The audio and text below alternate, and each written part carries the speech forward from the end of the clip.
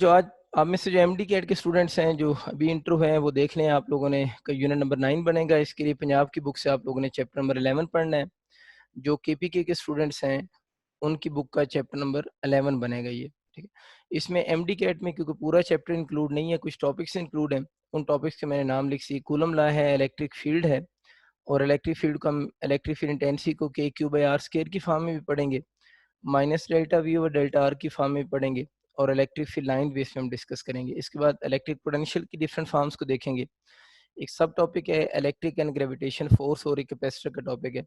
Almost अगर देखा जाए तो ये कंप्लीट चैप्टर ही इंक्लूड है। स्वाई इसमें अगर मैं बताऊं कौन सी चीज़ें इंक्लूड नहीं है, तो एप्लीकेशन ऑफ इलेक्ट्रोस्टैटिक इसमें इंक्लूड नहीं है। जो गॉसेस लॉ है उसकी बात इसमें नहीं हो रही, फ्लक्स इसमें वो डिस्कस नहीं कर रहा। तो जो गॉसेस लॉ है या फ्लक्स की अगर बात की जाए तो वो टॉपिक इस कोर्स में, मतलब एमडी कैट वाले बच्चों के कोर्स में नहीं है। लेकिन आप में से जो इंजीनियरिंग के स्टूडेंट्स हैं और ईटा के स्टूडेंट्स हैं उनके कोर्स में वो वाले सारे टॉपिक्स डेफिनेटली इंक्लूड हैं, क्योंकि उनकी तो पूरी बुक इंक्लूड है ना। तो जो बच्चे न्यू अभी इंटर हुए हैं, मैंने बताया कि कल से हम इंशाल्लाह आपकी एक्स्ट्रा क्लास जो होगी, जो इंजीनियरिंग और ईटा के स्टूडेंट्स हैं उनके जो लेफ्ट ओवर टॉपिक्स कह लें या एक्स्ट्रा क्लास कह लें, जो मिसिंग टॉपिक्स होंगे, इस क्लास ये क्लास तो आपकी हुआ करेगी, लेकिन इन क्लासेस के बाद आपकी वो एक्स्ट्रा क्लास भी 1 आवर की हुआ करेगी, जिसके अंदर हम अपने मिसिंग टॉपिक्स को क्लियर किया करेंगे। जैसे इस लेक्चर के आपको नोट्स मिल जाते हैं, वीडियो मिल जाती है, इसी तरह उस लेक्चर की आपको नोट्स और वीडियोस वगैरह मिल जाएंगी। इसमें हमारे पास दो मेजर टॉपिक्स हैं। एक हमारे पास इसमें कूलम्स लॉ है इस चैप्टर में, और एक मेन टॉपिक हमारे पास कैपेसिटर है, मतलब जिनके ज़्यादा क्वेश्चन आने के चांसेस होते हैं। तो फर्स्ट ऑफ ऑल तो बच्चों हम इस चीज़ को कवर करेंगे कि कूलम्स लॉ पे आज बात करते हैं। मैं कोशिश करूँगा कि 1.5 घंटा इसको पढ़ाऊँ, अगर ना कवर हो चुका तो शायद आज का पूरा लेक्चर ही कूलम लॉ पे हो। पहले हम इसके कुछ बेसिक फंडामेंटल कंसेप्ट्स पे बात करेंगे जो हमारे कोर्स के अकॉर्डिंग है, फिर हम कुछ एडवांस कंसेप्ट्स भी इसके देखेंगे जिनके क्वेश्चन आप लोगों के आ सकते हैं। तो स्टार्ट करते हैं फिर कूलम्स लॉ से। आज कूलम्स लॉ में पहली जो चीज़ आप लोगों ने याद रखनी है, डेट्स वगैरह वैसे सेफ साइड के लिए याद कर ही लेनी चाहिए, ठीक है। तो कूलम्स लॉ में सबसे पहले हम बात ये कर रहे होते हैं कि मतलब इसने अपना लॉ दिया कब था ना। तो कूलम्स ने अपना लॉ जो था वो 1784 में दिया था। कूलम्स ने बेसिकली इसकी जो लॉ है, अगर मैं इस लॉ की फिजिकल स्टेटमेंट की थोड़ी सी बात करूँ ना, कि इस लॉ की फिजिकल स्टेटमेंट क्या है, तो इस लॉ की फिजिकल स्टेटमेंट ये बनती है, जो आप सबको याद है, कि दो सिमिलर चार्जेस होना, इनको हम लाइक चार्जेस कहते हैं, ये एक दूसरे को रिपेल करेंगे। अगर दोनों नेगेटिव हों तो ये भी एक दूसरे को रिपेल करेंगे, लेकिन अगर एक पॉजिटिव हो एक नेगेटिव हो तो ये एक दूसरे को अट्रैक्ट करेंगे। तो इन चार्जेस को हम बोलते हैं लाइक चार्जेस। जो लाइक चार्जेस होते हैं, like charges repel each other, कि लाइक चार्जेस एक दूसरे को रिपेल करते हैं, और ये वाले जो चार्जेस हैं अपोजिट चार्जेस हैं, इन चार्जेस को हम बोलते हैं अनलाइक चार्जेस। तो जो अनलाइक चार्जेस होंगे, unlike charges attract each other. ये बच्चों इस कूलम्स लॉ की फिजिकल स्टेटमेंट है कि लाइक चार्जेस रिपेल करेंगे, और अगर हम अनलाइक चार्जेस की बात करेंगे तो अनलाइक चार्जेस जो होंगे वो एक दूसरे को अट्रैक्ट कर रहे होंगे। ये इसकी फिजिकल स्टेटमेंट होगी।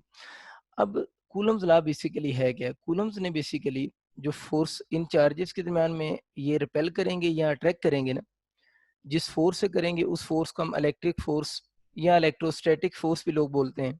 ज़्यादातर वर्ड वैसे इलेक्ट्रोस्टैटिक वर्ड यूज़ होता है, इलेक्ट्रोस्टैटिक फोर्स भी इसे कहते हैं, या इसको कूलम फोर्स का नाम भी देते हैं ना। इसने इस फोर्स की क्वांटिटेटिव मेजरमेंट की, यानी इसने अपने लॉ में क्वांटिटेटिव मेजरमेंट ऑफ फोर्स की, quantitative measurement of force. Quantitative measurement of force का मतलब क्या होता है? क्वांटिटेटिव मेजरमेंट ऑफ फोर्स का मतलब ये बनता है कि इसने ये बताया कि ये चार्ज इस चार्ज को अगर सपोज करें रिपेल कर रहा है, तो ये चार्ज इस चार्ज को जब रिपेल कर रहा है तो कितनी न्यूटन से इसको रिपेल कर रहा है।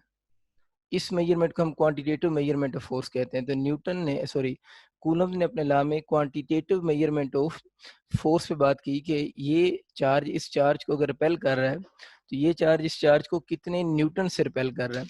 तो इस मेजरमेंट को हम 2 न्यूटन से रिपेल कर रहा है, 3 न्यूटन से रिपेल कर रहा है, इस मेजरमेंट को हम बोलते हैं क्वांटिटेटिव मेजरमेंट ऑफ फोर्स। तो इसने क्वांटिटेटिव मेजरमेंट ऑफ फोर्स पे बात की। और फिर हम ये भी कहते हैं कि कूलम्ब लॉ बेसिकली हमें क्या बताता है? कूलम्ब लॉ हमें बताता है इंटरेक्शन बिटवीन चार्जेस। इंटरेक्शन तो है ही है। तो coulomb law basically describe interaction between charges. Interaction between charges यही है ना कि वो चार्जेस आपस में अट्रैक्ट कर रहे हैं या रिपेल कर रहे हैं, तो अट्रैक्शन और रिपल्शन दोनों को हम बोलते हैं इंटरेक्शन बिटवीन चार्जेस। तो कूलम्स लॉ हमें इंटरेक्शन बिटवीन चार्जेस के बारे में भी आइडिया दे रहा है। ये बहुत आम सी बातें हैं, बस मैंने कहा कुछ बेसिक बुक की लाइंस को लेके चलते हैं। एक हमें समझ आ गया कि Coulomb's law basically quantitative measurement force है and this law describe interaction between charges. ठीक है।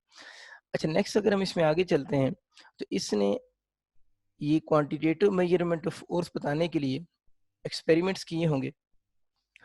उन एक्सपेरिमेंट में इसने जो ऑपरेटर्स यूज किया था ना, अगर उसका आपसे पूछता है ना कि कूलम्स ने अपने ये क्वांटिटेटिव मेजरमेंट ऑफ फोर्स का मतलब है इन चार्जेस के दरम्यान में फोर्स की एग्जैक्ट वैल्यू बताई है।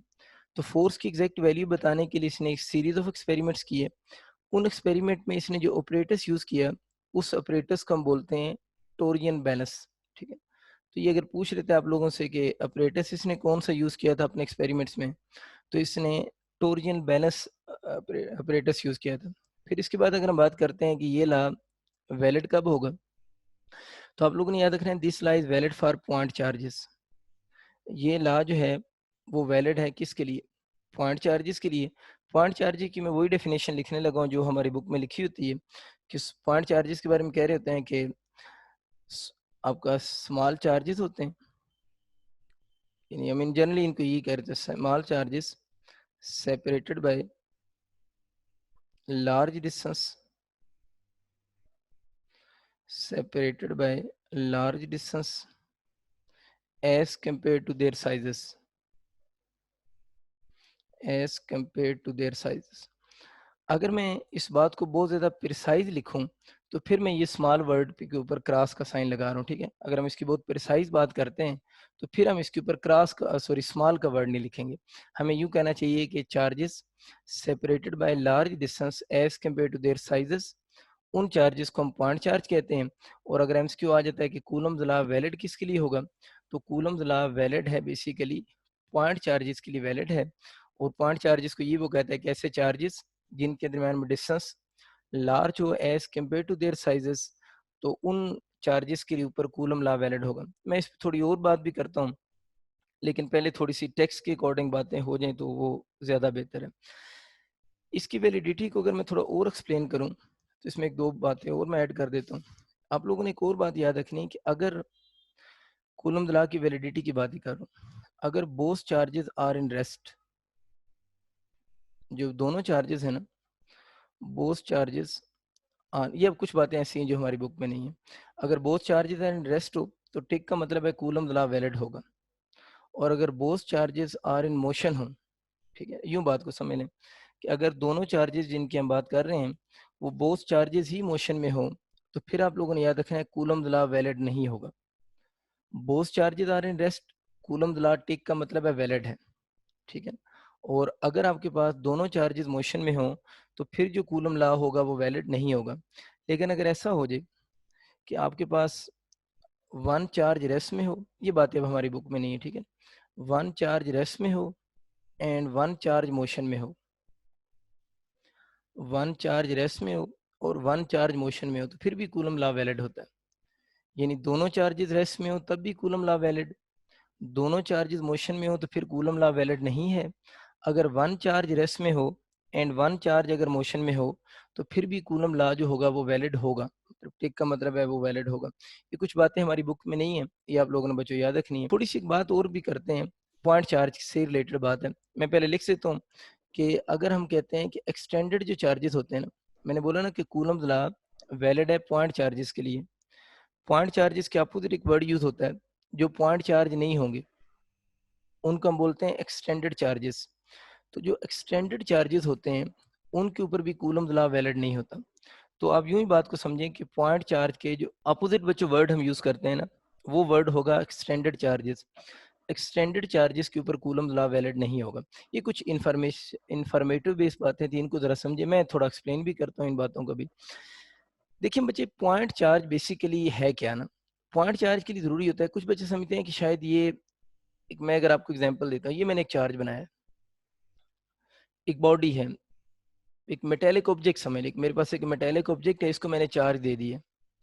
अब एक बिल्कुल मेरे पास छोटा सा मेटेलिक ऑब्जेक्ट है, बिल्कुल उसको मैंने चार्ज दे दिया। अब इन दोनों मेटेलिक ऑब्जेक्ट को मैंने चार्ज प्रोवाइड किया, इसको भी मैंने चार्ज प्रोवाइड किया, इसको भी मैंने चार्ज प्रोवाइड किया। अब अगर मैं अक्सर बच्चों से पूछता हूँ इनमें से पॉइंट चार्ज कौन सा है, तो बच्चे ये कहते हैं सर ये पॉइंट चार्ज होगा, यानी ये पॉइंट चार्ज है, क्योंकि बहुत छोटा सा चार्ज है, स्मॉल चार्ज है, लेकिन ये जो चार्ज है ये पॉइंट चार्ज नहीं है। मतलब इसके बारे में अगर पूछा जाए कि ये पॉइंट चार्ज होगा तो ये पॉइंट चार्ज होगा ही नहीं होगा, तो अक्सर स्टूडेंट कहते हैं कि सर ये वाला जो चार्ज होगा ये पॉइंट चार्ज नहीं है। तो याद रखें जो पॉइंट चार्ज है ना, बेसिकली पॉइंट चार्ज एक रिलेटिव टर्म है, यानी पॉइंट चार्ज कोई एब्सोल्यूट टर्म नहीं है। पॉइंट चार्ज जो है वो एक रिलेटिव टर्म है। रिलेटिव टर्म कैसे है? रिलेटिव टर्म ऐसे है कि ये जो चार्ज है, अब हमें बहुत बड़ा चार्ज लग रहा है और इसके ऊपर चार्ज जो है वो आपके पास यूं डिस्ट्रीब्यूट हो रहा है, नंबर ऑफ चार्जेस डिस्ट्रीब्यूट हो रहे हैं। अब अगर इस चार्ज को और इसी तरह का मेरे पास एक और चार्ज मैं बनाता हूँ, चले उससे आपको आइडिया देता हूँ, ये एक और चार्ज है। अब अगर इन दोनों चार्जेस को मैं एक दूसरे से बहुत दूर ले जाऊं, यानी अगर इस चार्ज और इस चार्ज को, चार्ज ए को और चार्ज बी बी को मैं एक दूसरे से अगर बहुत दूर ले जाऊं, तो उस वक्त ये जो चार्जेस होंगे ये एक दूसरे के लिए कैसे बिहेव करेंगे, just like a point behave करेंगे ना। तो इसका मतलब ये हुआ कि जो पॉइंट चार्ज होने के लिए अगर ये जो चार्जेस हैं, इस वक्त ये दोनों चार्जेस अगर एक दूसरे के बहुत क्लोज पड़े हुए ना, यानी यूं समझ ले कि ये स्फेरिकल बॉडी है कि ये स्फेरिकल बॉडी है, इन दोनों स्फेरिकल बॉडीज के ऊपर चार्ज है। अगर इन दोनों स्फेरिकल बॉडीज के ऊपर चार्ज है, तो इस वक्त मैं इनको बोलूंगा ये दोनों एक्सटेंडेड चार्जेस हैं। इस वक्त ये दोनों पॉइंट चार्ज नहीं है ये दोनों। लेकिन अगर इन्हीं दोनों को मैं थोड़ा ज्यादा डिस्टेंस पे ले जाऊं, अगर हम इन दोनों को थोड़ा ज्यादा डिस्टेंस के ऊपर ले जाऊं, तो वहां पर ये दोनों एक दूसरे के लिए कैसे बिहेव करेंगे, पॉइंट की तरह बिहेव करेंगे। तो देन हम उन दोनों को बोलेंगे पॉइंट चार्जेस। तो इसका मतलब ये हुआ कि अगर ये चार्ज किसी बॉडी पर आया हुआ हो और अगर ये दोनों बॉडीज एक दूसरे के क्लोज पड़े हुए हों, तो फिर हम इनको पॉइंट चार्ज नहीं कहेंगे। ये थोड़ा सा आप लोगों ने एफएससी से, मैं स्लाइड डिफरेंट कर रहा हूँ इस कंसेप्ट को ना, तो आप लोगों ने इसी फॉर्म में याद रखना है, क्योंकि हमारे क्वेश्चन इसी फॉर्म में ही यूनिवर्सिटी में आते हैं। तो अगर ये चार्जेस एक दूसरे के क्लोज पड़े हैं और किसी बॉडी पर चार्ज आया हुआ है, तो फिर वो पॉइंट चार्ज नहीं होंगे। लेकिन अगर इन्हीं दोनों बॉडीज को मैं एक दूसरे से लार्ज डिस्टेंस के ऊपर ले जाऊं, आप जरा इसकी डेफिनेशन गौर करें ना जो हमारी बुक में लिखी हुई है। हमारी बुक में लिखी charges separated by large distance as compare to their sizes, यानी उनके साइजेस के मुकाबले में उनमें डिस्टेंस बहुत ज्यादा कर दें। तो इन चार्जेस का साइज बहुत बड़ा है, तो ये पॉइंट चार्ज कब बनेंगे, जब इनमें डिस्टेंस भी इनके साइजेस के मुकाबले में बहुत ज्यादा क्या होगा, लार्ज होगा। तो फिर ये पॉइंट चार्ज की तरह बिहेव करेंगे। तो इसका मतलब ये हुआ कि अगर आपके पास दो बड़े बॉडी हों, लार्ज बॉडीज हों और उन पर चार्ज हो and they are place close to each other, तो हम बोलेंगे कि वो दोनों चार्जेस एक्सटेंडेड चार्जेस हैं, इनके ऊपर कूलम्ब लॉ अप्लाई नहीं होगा। इनके दरमियान में जो फोर्स ऑफ अट्रैक्शन होगी या फोर्स ऑफ रिपल्शन होगी, अभी तो रिपल्शन ही होगी क्योंकि अपोजिट चार्जेस हैं, उसको फिर कैसे कैलकुलेट करेंगे अगर एक्सटेंडेड चार्जेस हैं।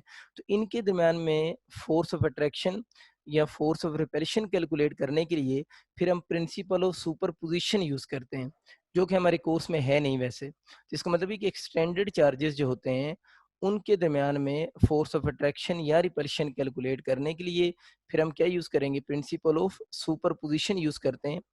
उस प्रिंसिपल ऑफ सुपरपोजिशन को अप्लाई करके हम इनके दरमियान में फोर्स ऑफ अट्रैक्शन या फोर्स ऑफ रिपल्शन को कैलकुलेट कर सकते हैं।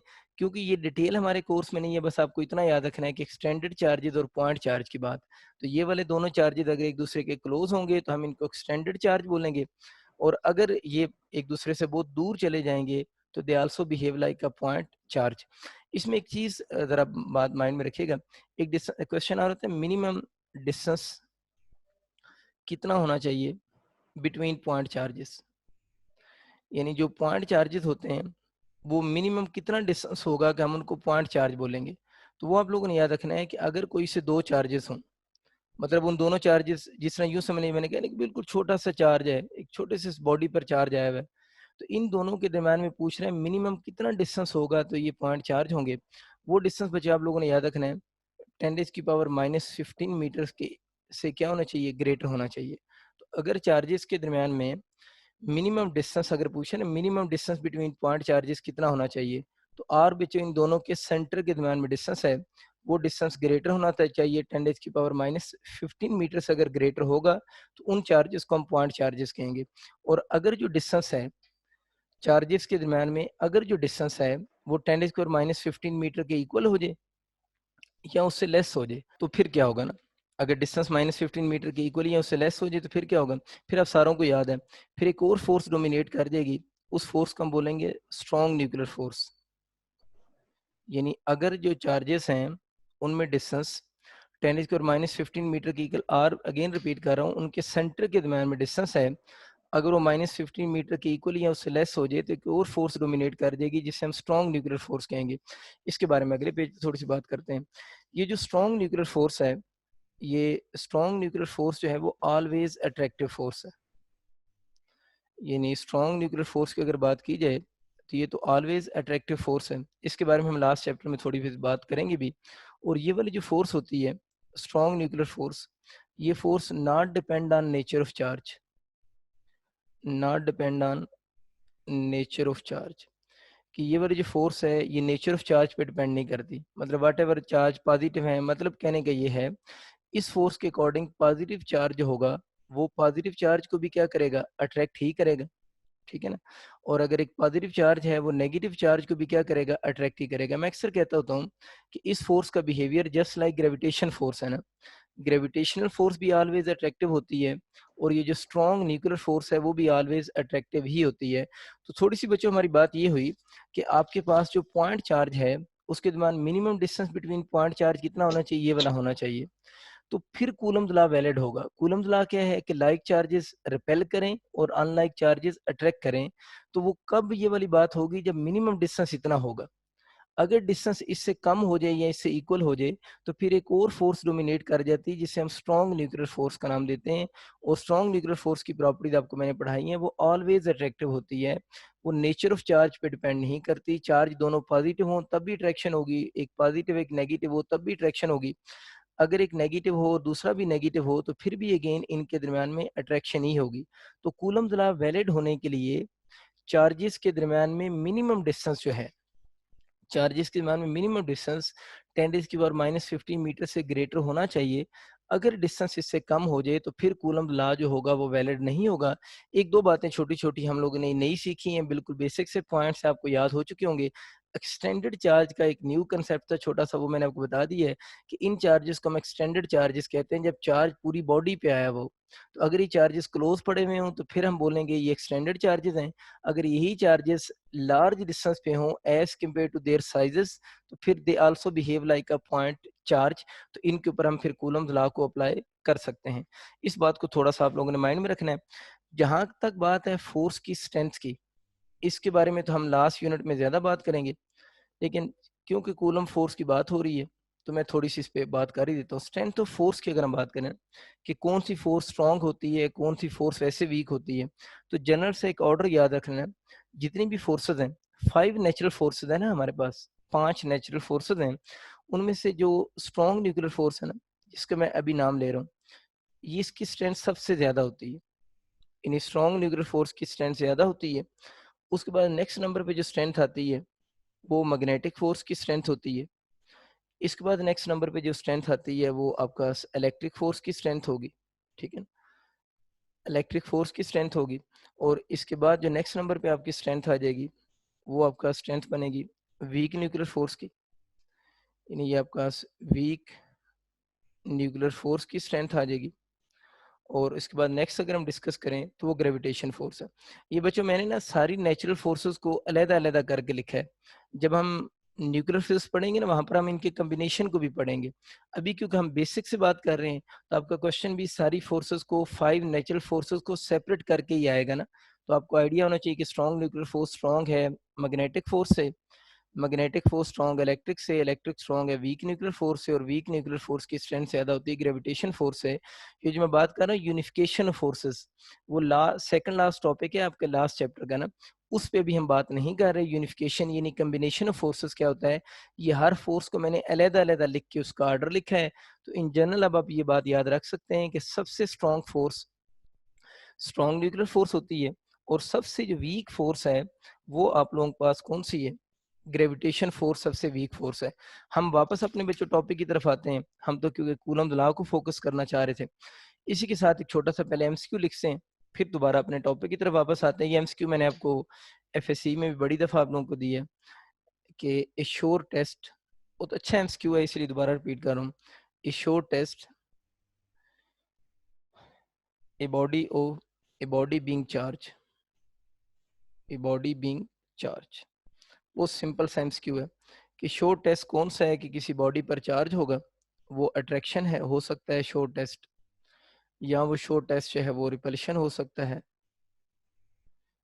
या इसका ऑप्शन आ सकता है बोथ ए एंड बी होते हैं, बोथ ए एंड बी होंगे, और डेल्टा ऑप्शन होगा आपका कोई, आप लिख सकते हैं नन ऑफ दिस। देखिए उसने वर्ड यूज किए sure test, body being charge, कि आपको कंफर्म कब होगा बॉडी बीइंग चार्ज है ना। आप एक चीज नोट करें कि सपोज करें ये न्यूट्रल बॉडी है, ये भी न्यूट्रल बॉडी है, ये दोनों बॉडीज इस वक्त न्यूट्रल हैं। अगर ये दोनों बॉडीज न्यूट्रल हैं, तो अगर ये दोनों बॉडीज न्यूट्रल होंगी तो क्या ये एक दूसरे को अट्रैक्ट नहीं कर रही होंगी? ये दोनों न्यूट्रल बॉडीज हैं तो एक दूसरे को अट्रैक्ट तो कर सकती हैं। तो न्यूट्रल बॉडीज भी एक दूसरे को अट्रैक्ट करती हैं। अगर एक पॉजिटिव चार्ज हो, एक नेगेटिव चार्ज हो, तो ये भी एक दूसरे को क्या करेंगे? अट्रैक्ट ही करेंगे। इसका मतलब ये हुआ कि अगर हम अट्रैक्शन को बेस बनाएं तो अट्रैक्शन श्योर टेस्ट नहीं है। श्योर टेस्ट इसमें वर्ड यूज हुआ है ना, क्योंकि न्यूट्रल बॉडीज भी एक दूसरे को अट्रैक्ट करते हैं। न्यूट्रल बॉडीज क्यों अट्रैक्ट करते हैं? Due to force of gravitation. और अगर आपके पास दोनों बॉडीज पर अपोजिट चार्ज हो फिर भी वो अट्रैक्ट करेंगे। तो इसका मतलब अट्रैक्शन जो है वो श्योर टेस्ट नहीं है कि बॉडी पर चार्ज है या बॉडी पर चार्ज नहीं है।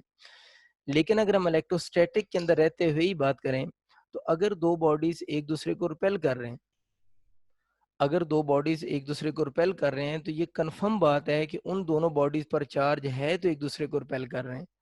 क्योंकि जो अट्रैक्शन होती है वो न्यूट्रल बॉडीज के दरमियान में भी हो सकती है और चार्ज बॉडीज के दरमियान में भी अट्रैक्शन हो सकती है, ठीक है। लेकिन जो रिपल्शन है वो सिर्फ चार्ज बॉडीज का फिनोमेना है, न्यूट्रल बॉडीज का वो फिनोमेना नहीं है। तो इसलिए जब एमसीक्यू आता है, जो न्यू कमर स्टूडेंट्स हैं, कि show test of a body being charge, तो फिर अट्रैक्शन नहीं चूज करना या बोथ ऑप्शन फिर चूज नहीं करना, फिर आप लोगों ने रिपल्शन चूज करना। अक्सर बच्चे कहते हैं सर बोथ होना चाहिए ना, तो ये असल में वर्ड शो टेस्ट की वजह से हम बीटा ऑप्शन पे फोकस कर रहे हैं, क्योंकि आप लोगों ने कोई एक टेस्ट बताना है जो कंफर्म टेस्ट हो। तो अगर हम लोगों ने चेक करना हो बॉडीज चार्ज हैं या न्यूट्रल हैं, तो वो रिपल्शन शो टेस्ट होगा, अट्रैक्शन शो टेस्ट नहीं होता। क्योंकि अगर बॉडी न्यूट्रल हो तो फिर भी वो एक दूसरे को अट्रैक्ट कर सकती हैं, और जिस फोर्स की वजह से करेंगी वो मैंने आपको जनरली बता दिया कि वो हमारे पास फोर्स ऑफ ग्रेविटेशन होगी। कूलम्स लॉ की अगर मैथमेटिकल फॉर्म के ऊपर बात करें, तो सपोज करें हमारे पास 2 पॉइंट चार्जेस हैं, एक Q1 चार्ज है, एक Q2 चार्ज है, और उन दोनों चार्जेस के सेंटर के दरमियान में डिस्टेंस r है। हमें पता है जो कूलम फोर्स होगी वो डायरेक्टली प्रोपोर्शनल होगी to the product of the magnitude of charges. इन बातों को समझाने की जरूरत कोई नहीं है। जितना चार्जेस की मैग्नीट्यूड ज्यादा होगी उतनी फोर्स की मैग्नीट्यूड भी ज्यादा होगी। दूसरा फोर्स जो डिपेंड करती है दोनों के डिस्टेंस के साथ 1/r² पे डिपेंड करती है। इसको हम एक और नाम भी देते हैं, इसको इनवर्स स्केयर लॉ भी कहते हैं ना, इनवर्स स्केयर लॉ। तो कूलम्स जो फोर्स है वो ओबे करती है इनवर्स स्केयर लॉ को भी ओबे करती है। मतलब अगर आप आर दोनों के सेंटर के दरमियान में डिस्टेंस ज्यादा होगा, आर ज्यादा होगा तो फोर्स कम हो जाएगी। तो फोर्स किस पे डिपेंड कर रही है?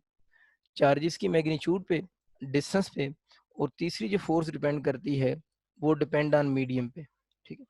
तो अगर आपका एमसीक्यू आता है ना कि फोर्स, कूलम फोर्स किस चीज पे डिपेंड कर रही है, तो हम लिखते हैं चार्जेस की मैग्नीट्यूड पे, दोनों चार्जेस के दरमियान में डिस्टेंस पे डिपेंड करती है, और फिर जो फोर्स डिपेंड करती है डिपेंड ऑन मीडियम पे डिपेंड करेगी कि जिन चार्जेस को हम स्टडी कर रहे हैं वो जो फोर्स होगी वो उन दोनों के दरमियान में कौन सा मीडियम है उस पर भी डिपेंड करेगी।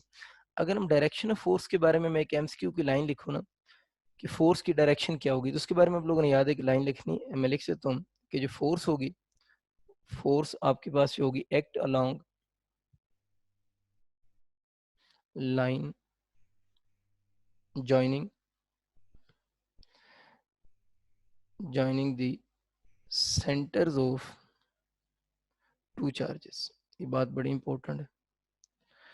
तो अगर पूछे ना स्कूल में फोर्स की डायरेक्शन क्या होगी, तो force act along joining the centre of two charges, यानी दोनों चार्जेस के सेंटर को जो लाइन ज्वाइन कर रही होगी उस लाइन के अलोंग फोर्स एक्ट करेगी। सपोज करें ये चार्ज Q1 है ना, ये चार्ज दूसरा Q2 चार्ज है, अगर एक दूसरे को रिपेल कर रहे होंगे, तो जो फोर्स होगी ना ये इसका सेंटर है, ये इसका सेंटर है, तो फोर्स जो होगी ये जो दोनों चार्जेस के सेंटर को लाइन ज्वाइन करेगी ना उस पर होगी।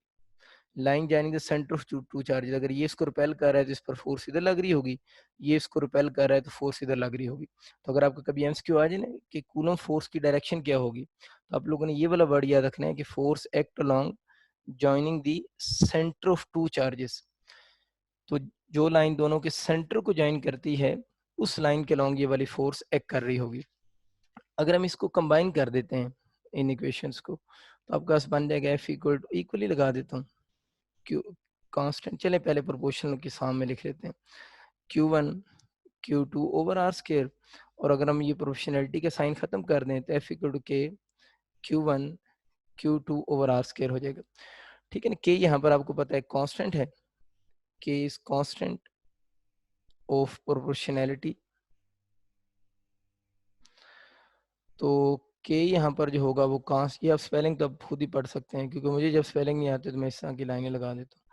के इस कांस्टेंट ऑफ प्रोपोर्शनैलिटी है, इस कांस्टेंट को हम कूलम्स कांस्टेंट भी कहते हैं, ठीक है ना। और इसको कुछ लोग जो है वो इलेक्ट्रोस्टैटिक कांस्टेंट भी कहते हैं, यानी ये कांस्टेंट कूलम कांस्टेंट है और ये इलेक्ट्रोस्टैटिक कांस्टेंट है। कांस्टेंट बच्चे दो तरह के होते हैं, कुछ कांस्टेंट ऐसे होते हैं जो इंडिपेंडेंट हों, जिस तरह capital G universal gravitational constant और जनरल गैस कांस्टेंट, ये इंडिपेंडेंट कांस्टेंट हैं, मतलब ये किसी भी चीज पे डिपेंड नहीं करते। ये जो कांस्टेंट हैं ये इंडिपेंडेंट कांस्टेंट हैं, मतलब किसी भी चीज पे डिपेंड नहीं करते। Capital G gravitation universal gravitational constant और जनरल गैस कांस्टेंट, ये इंडिपेंडेंट कांस्टेंट हैं, ये किसी भी चीज पे डिपेंड नहीं करते। बट कूलम्स का जो कांस्टेंट है, ये कांस्टेंट डिपेंडेंट कांस्टेंट है, मतलब ये इंडिपेंडेंट नहीं है। जो कूलम्स के फार्मूले में कांस्टेंट आ रहा है ये डिपेंडेंट कांस्टेंट है, जिस तरह स्प्रिंग कांस्टेंट आप लोगों ने पढ़ा था, स्प्रिंग कांस्टेंट भी बेसिकली एक डिपेंडेंट कांस्टेंट था। तो ये अगर आ जाए कि जो कूलम कांस्टेंट है या कांस्टेंट प्रोपोर्शनैलिटी इस फार्मूले में जो आया है वो कौन सा कांस्टेंट है, तो ये डिपेंडेंट कांस्टेंट होगा। जाहिर है हम लोगों ने भी लिखा था ये इन तीन चीजों पे डिपेंड करती है। तो ये बेसिकली कांस्टेंट किसको लेकर आया होगा, मीडियम को ही तो लेकर आया होगा ना, क्योंकि यहाँ पर फार्मूले में मीडियम वाली बात मिसिंग थी। तो कांस्टेंट के बारे में अगर हम बात करें तो के यहाँ पर डिपेंडेंट कांस्टेंट है, और ये जो के होगा ये हमें पता है किसकी जगह पर आया हुआ है, ये के आया हुआ है मीडियम की जगह पर। तो वैल्यू ऑफ के जो होगी ना, अगर कहते हैं ना इस कांस्टेंट की वैल्यू डिपेंड किस पे करेगी, तो हम कहते हैं वैल्यू ऑफ के depend on medium between charges, कि वैल्यू ऑफ के जो होगी वो डिपेंड करेगी मीडियम बिटवीन चार्जेस के ऊपर। एक और उसने बुक में बात लिखी मीडियम बिटवीन चार्जेस के बाद, उसने लिखा हुआ है कि ये सिस्टम ऑफ यूनिट्स पे भी डिपेंड करेगी। बस ये बुक में है बात तो मैंने लिख दी है, हालांकि बात को इतनी ठीक तो नहीं है। मतलब सिस्टम ऑफ यूनिट्स के चेंज होने से वो जो कांस्टेंट होता है उसके साथ वो लिखा हुआ नंबर तो चेंज हो जाता है, जिस तरह आप लोगों ने केमिस्ट्री में नहीं पढ़ा हुआ जनरल गैस कांस्टेंट है, उसकी डिफरेंट वैल्यूज हैं। जब आप सिस्टम चेंज करते हैं तो आगे यूनिट्स चेंज होने से उसके साथ लिखा हुआ नंबर तो चेंज हो जाता है, लेकिन अगर ओवरऑल देखा जाए तो उसकी मैग्नीट्यूड को तो कोई फर्क नहीं पड़ता ना। तो बस उसने बुक में ये लिखा हुआ है तो मैं भी लिख दी है कि वैल्यू ऑफ के डिपेंड ऑन सिस्टम ऑफ किस पे, यूनिट्स पे डिपेंड करती है, और मीडियम बिटवीन चार्जेस पे डिपेंड करती है। हालांकि जब हम के को डिफरेंट सिस्टम ऑफ यूनिट्स में लिखेंगे तो ये जो के के साथ ये वाला नंबर लिखा होगा ना, ये नंबर तो चेंज हो रहा होगा, लेकिन साथ साथ ये यूनिट जो होंगी वो भी चेंज हो रही होंगी। यानी एक सिस्टम से जब दूसरे सिस्टम में कन्वर्ट करेंगे तो ये नंबर चेंज होगा, यूनिट्स भी चेंज होंगी।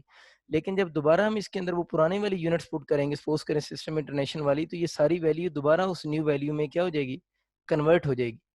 तो इसने ये जो लिखा हुआ है ना सिस्टम ऑफ यूनिट्स पे डिपेंड करेगी, तो बस अब इस बात को यूं समझ लें, जब हम इसको एसआई सिस्टम से सीजीएस में या किसी और सिस्टम में कन्वर्ट करेंगे तो यहाँ पर लिखा हुआ नंबर और यहाँ पर लिखी हुई यूनिट चेंज होंगी, जिसकी वजह से वो कह रहा है कि के की वैल्यू चेंज हो जाएगी। हालांकि मैं ये चीज़ तो पता है कि के की वैल्यू तो ओवरऑल चेंज नहीं होगी, एक सिस्टम से जब दूसरे सिस्टम में हम चले जाते हैं तो सिस्टम चेंज होने से, जिस तरह इस बात को और आसान करके समझाता हूँ, 1 kg लिखा हुआ है, ये सिस्टम इंटरनेशनल है। अब अगर मैं इसको कन्वर्ट करूं सीजीएस सिस्टम में तो ये 1000 ग्राम हो जाएगा ना। ये कौन सा सिस्टम है, ये बात यूं समझ लें अगर किसी को कंफ्यूजन है तो। देखो मैं आपको ये बात बार बार समझा रहा हूँ, मैंने एक सिस्टम से दूसरे सिस्टम में गया हूँ तो यहाँ पर लिखा हुआ नंबर चेंज हुआ, देखें ये नंबर चेंज हो गए और साथ में यूनिट भी क्या होगी, चेंज होगी। लेकिन क्या 1 kg 1000 ग्राम की इक्वल तब भी है ना। तो मुझे ये कहना चाहिए कि 1 केजी को जब मैं सीजीएस में लेकर जाता हूँ तो 1 किलोग्राम चेंज हो जाता है, 1 किलोग्राम चेंज तो नहीं होता, 1 किलोग्राम तो वही रहता है, 1000 ग्राम भी किसके इक्वल होगा, 1 केजी के ही इक्वल होगा। तो सिस्टम ऑफ यूनिट्स चेंज होने से ये पूरी चीज़ इस पूरी चीज़ के क्या होगी, इक्वल होगी। ये बस उसने बुक में बात लिख दी कि वैल्यू ऑफ के depend on system of units, तो शायद उसका यहाँ पर वैल्यू लफ्ज़ लिखने का मतलब ये वाली वैल्यू होगी। कि ये वाली वैल्यू चेंज हो रही होती है। हालाँकि इस वैल्यू को जब हम उस यूनिट से मल्टीप्लाई करते हैं, तो सेम हमारी प्रीवियस यूनिट वो जो वैल्यू होती है, उसी के इक्वल आ जाता है। ख़ैर इतनी ख़ास बात नहीं है, वैसे मैंने थोड़ी-सी बात कर दी है, ताकि आपको थोड़ी-सी चीज़ क्लियर हो जाए। अच्छा, अब हम के के ऊपर फर्दर बात करते हैं। के की जो वैल्यू होती है, अगर हम वैक्यूम या एयर के लिए लिखें, वैक्यूम या एयर के लिए के की वैल्यू हम सेम ही लिख रहे होते हैं। इसकी वैल्यू बनती है 9 × 10⁻⁹ और बन जाएगी न्यूटन मीटर स्क्वायर पर कूलम स्क्वायर। ये के की वैल्यू है वैक्यूम के लिए, और वैक्यूम के लिए या एयर के लिए मैं खाली जब के लिखूंगा तो एयर या वैक्यूम के लिए होगा। इसको हम यूं भी लिख सकते हैं 1/4 पाई एप्सिलॉन नॉट हम लिख रहे होते हैं। एप्सिलॉन नॉट यहाँ पर जो लिखा हुआ है वो बेसिकली आपके पास परमिटिविटी ऑफ फ्री स्पेस भी उसे कहते हैं ना, यानी एप्सिलॉन नॉट जो है वो आपके पास परमिटिविटी ऑफ फ्री स्पेस भी हम उसे कहते हैं, permittivity of free space.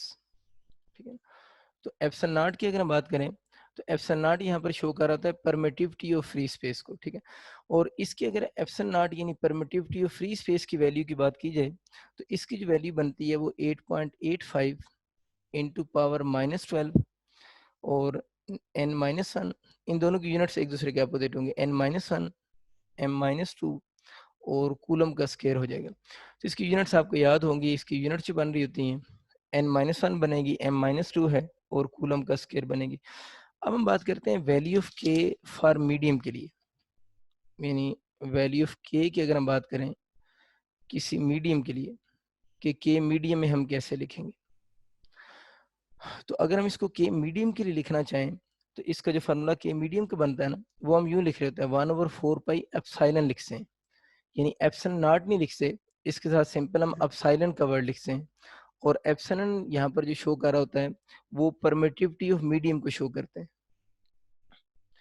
Epsilon जो है वो शो करता है परमिटिविटी ऑफ किस चीज़ को, मीडियम को शो करता है। अगर हम एप्सिलॉन की बात करेंगे तो एप्सिलॉन यहाँ पर परमिटिविटी ऑफ मीडियम को शो करेगा। अब परमिटिविटी ऑफ मीडियम जो खुद है ना, अगर हम उसकी बात करें ना कि जो परमिटिविटी ऑफ मीडियम है इसका अपना फार्मूला क्या होगा, तो आप सारे लोग पढ़ चुके हैं।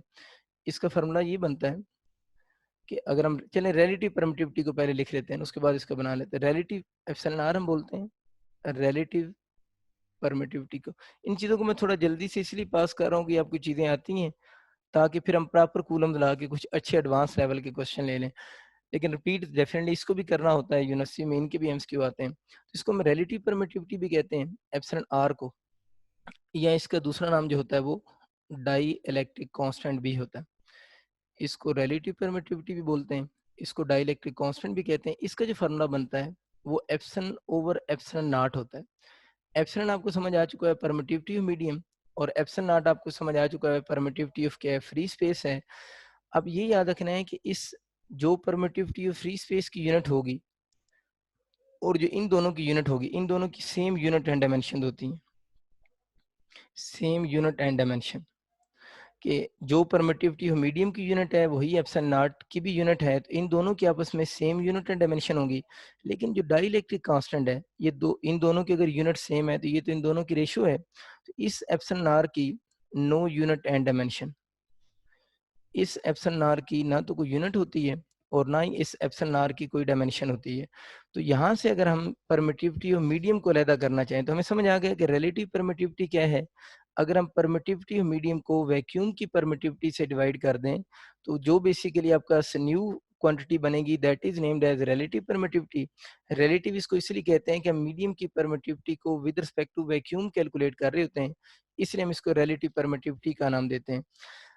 अगर अब हम इसमें वैक्यूम की मीडियम की परमिटिविटी निकालना चाहें तो उसी इक्वेशन को अगर मैं थोड़ा रीअरेंज करूं तो आपका इक्वेशन बन जाएगी epsilon nought into epsilon r हो जाएगी। तो ये बेसिकली जब दोनों मल्टीप्लाई होते हैं तो हमारे पास किसकी परमिटिविटी आ जाती है, किसी मीडियम की परमिटिविटी आ जाएगी। तो ये थोड़ी सी बात आप लोगों ने याद रखनी है कि मीडियम की परमिटिविटी कैसे लिखी जाएगी। अब अगर हम के मीडियम लिखें तो के मीडियम का भी मैंने फॉर्मूला लिखा था 1/4 पाई एप्सिलॉन था। अब इसको मैं यूं भी लिख सकता हूँ 1/4 पाई एप्सिलॉन, एप्सिलॉन नॉट हो जाएगा और इसके साथ में क्या चीज़ आ जाएगा, एप्सिलॉन आर आ जाएगा। इसका मतलब है कि इसके नीचे एप्सिलॉन आर की वैल्यू आ गई। अब आप लोगों ने याद रखना है जो एप्सिलॉन आर होता है ये 1 से ग्रेटर होता है फॉर मीडियम, यानी किसी भी मीडियम के लिए इसकी वैल्यू 1 से ग्रेटर होती है। अगर इसकी वैल्यू किसी मीडियम के लिए 1 से ग्रेटर होती है तो आप एक चीज़ सिर्फ नोट करें कि इधर सिर्फ ये लिखा हुआ है, एप्सिलॉन नॉट लिखा हुआ है। मीडियम के लिए जब लिख रहे हैं इसके नीचे एप्सिलॉन आर भी आ गया है। तो इसकी वैल्यू बट 1 से बड़ी है किसी भी मीडियम के लिए। जब इसकी वैल्यू किसी मीडियम के लिए 1 से बड़ी है तो के मीडियम की वैल्यू क्या हो जाएगी, कम हो जाएगी। तो ये बच्चों आप लोगों ने एक बात याद रखनी है कि आपके पास जो के मीडियम होगा ना, के मीडियम की वैल्यू लेस होगी फिर किससे, के वैक्यूम कह लें या के आप किससे कह लें, एयर से कह लें। तो ये आप लोगों ने केमिस्ट्री याद रखना है कि के मीडियम जो होगा उसकी वजह बड़ी सिंपल सी, इसकी वैल्यू ग्रेटर है, के मीडियम कम हो जाएगा। तो के मीडियम जो होगा उसकी वैल्यू लेस होगी के वैक्यूम से आप कह सकते हैं, या हम इसको कह सकते हैं के एयर से कम होगी। आपकी बुक में एक टेबल बना हुआ है, वो टेबल आप लोगों ने कंप्लीट याद करना है जो डाइलेक्ट्रिक कांस्टेंट के बारे में है। मैं सिर्फ उसकी छोटी सी बातें एक दो जो कॉमन वैल्यूज हैं वो मैं लिख देता हूँ। तो डाइलेक्ट्रिक कांस्टेंट की वैल्यू 1 से ग्रेट इक्वल होती है, सॉरी वैक्यूम या एयर वैक्यूम के लिए सॉरी। तो ये जो मैंने लिखे ना 1 से ग्रेटर होगा वो फॉर मीडियम के लिए लिखा हुआ है। अगर हम उसकी बात करते हैं किसी भी वैक्यूम के लिए, जब जनरली बात की वैक्यूम या फ्री स्पेस वर्ड यूज होता है ना, वैक्यूम या फ्री स्पेस के लिए अगर बात की जाए तो उसका आंसर इक्वल टू 1 होगा। इसी तरह अगर हम इसकी बात को आगे थोड़ा सा चलाते हैं तो इसकी वैल्यू 1.3 टाइम्स 0 × 6 होगी एयर के लिए, तो आपको याद भी है। और नेक्स्ट वैल्यू आप लोगों ने याद जो करनी है वो आप लोग याद करेंगे वाटर के लिए 78.5 आप याद करेंगे, और ये वाटर के लिए वैल्यू बनेगी। मेटल की जो वैल्यू है वो आपकी बुक में नहीं लिखी लेकिन आप लोगों ने याद रख लेनी है। जो मेटल्स होती हैं उनका डाइलेक्ट्रिक कांस्टेंट इनफाइनाइट होता है। इसकी क्या मीनिंग है, जब मैं आपको इलेक्ट्रिक फील्ड स्ट्रेंथ पढ़ाऊंगा ना तो वहाँ पर इस इनफाइनाइट के मीनिंग भी बता दूंगा। आप में से जो केपीके के स्टूडेंट्स हैं और जो मेडिकल के स्टूडेंट्स हैं आपकी बुक्स में डिफरेंट टेबल बने हुए हैं। तो पंजाब वाले जो स्टूडेंट्स हैं उन्होंने अपनी बुक वाला ही टेबल याद रखना है, जो आपकी बुक में टेबल बना हुआ है उसी के आपके एमसीक्यू आएंगे और कोई भी वैल्यू वो पूछ सकता है। मैंने वैसे पूरा टेबल नहीं लिखा क्योंकि टाइम वेस्ट होना था, तो मैंने उसकी चंद वैल्यूज लिख दी हैं, लेकिन ये वाला टेबल कंप्लीट आपको आना चाहिए। इस टेबल की वो कौन सी वैल्यू पूछता है ये बात कोई वेल डिफाइंड बात नहीं है, उसकी मर्जी है, वो कहीं से भी आप लोगों से क्वेश्चन पूछ सकता है।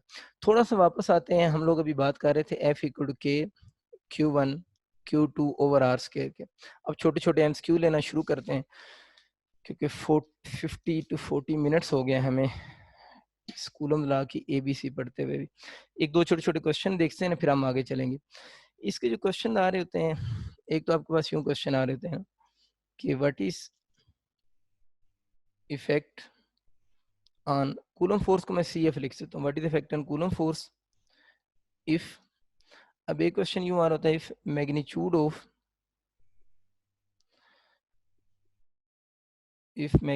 Of either charge is double. बहुत सिंपल सी बात है, बस आपको मैंने रिवाइज करवानी है। If magnitude of either charge is double, यूं क्वेश्चन आ रहा होता है what is effect on CF, समझ आ गया ना, Coulomb force what is effect on Coulomb force if magnitude of both charges are double, magnitude of both charges are double, यूं question आ सकते हैं। और एक क्वेश्चन यूं आ सकता है what is effect on Coulomb forces product of magnitude of charges is double, product of magnitude of charges को आप डबल कर दें।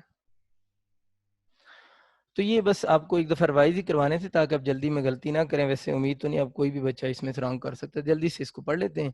लिखा है magnitude of either charge is double, इसका मतलब कि किसी एक चार्ज की मैग्नीट्यूड डबल करनी है। तो एफ इज प्रोपोर्शनल टू लिखा हुआ है Q1 Q2, तो उसने बोला किसी एक चार्ज के मैग्नीट्यूड को डबल करो, जिसकी मर्जी डबल कर दो, आप Q1 को चले डबल कर देते हैं।